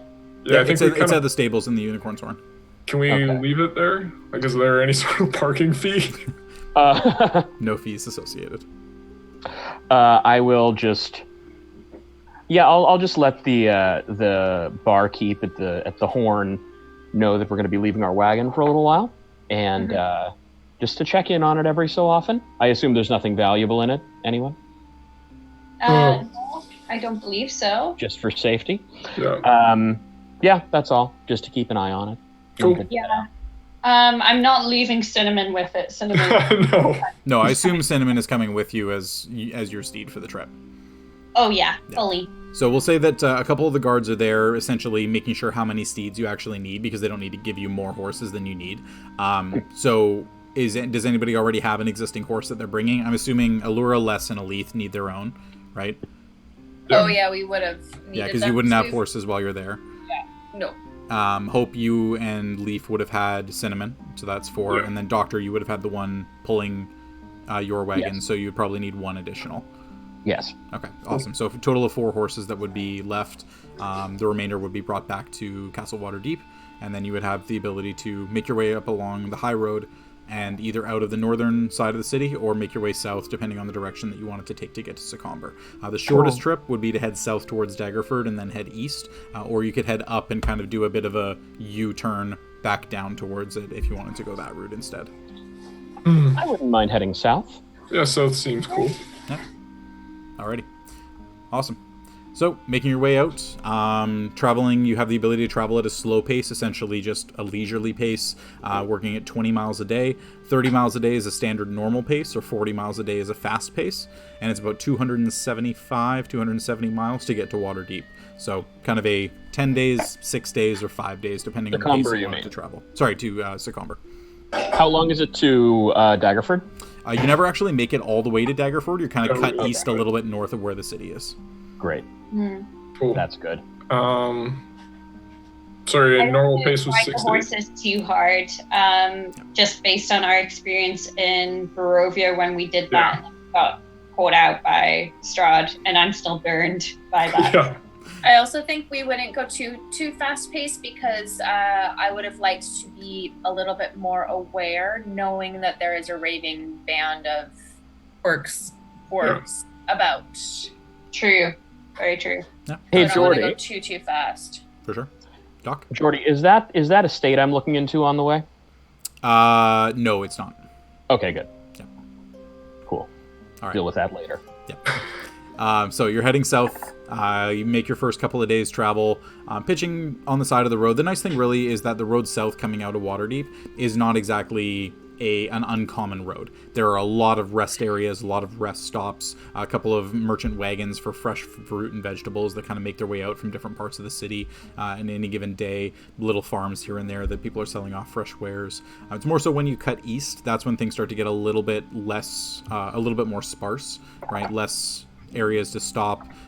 Places that are more so marked out as kind of safer areas, but there are obviously signs of different fires that have been lit from nights before, tents that have been staked, and things along those lines. And you make your way for the first 4 or 5 days or so. No real issues coming through on each night. And that's, I think, where we're going to leave things off there, and we'll pick things up next week to finish off the rest of the journey to Secomber. Awesome. All right. Well, that was a good one. Thanks, everybody in the chat, for joining in tonight. Appreciated you guys coming in, and all the raids that we got. We got like 4 raids tonight. That was awesome. Big poppin'. So some big shout outs first off. Shatter Tabletop Games, thanks for the raid on your end. We had a couple of subs come in as well. So people who subscribe to the channel specifically, why am I not able to do this? Filter by subs. There we go. Boom. Yeah. Nice. Why can I not see this? Because thing is stupid. Hello Green Eyes. Resubscribed on Prime. Thank you so much for the 2-month sub. Appreciate you coming in with that. A bunch of different raids coming in from everybody, and then a whole bunch of bits being cheered. LT Murphy, thanks for those. We appreciate all of that and all the support. D Beachy as well. Loving the stream. Glad you guys are tuning in. It's huge appreciation. It's awesome that we get to do this for you guys, because I know it's good entertainment is hard to find these days. So we try to be the best we can for that. And if you liked our shopping episode, tune in next week. When we actually do stuff. Do stuff. No, We've got some really exciting real estate deals coming. I was going to say, Please. you're going to want to sub for more fruit appraisal. Oh, God. And hey, if you hit that $10 a month Patreon tier, Leif will tell you his fungus story. Oh, my I love it. He's a true fun guy. Yeah. It's totally worth the monthly fee. Oh, man. So, it will take a few months. Definitely. Oh, yeah, no. And It's recorded and...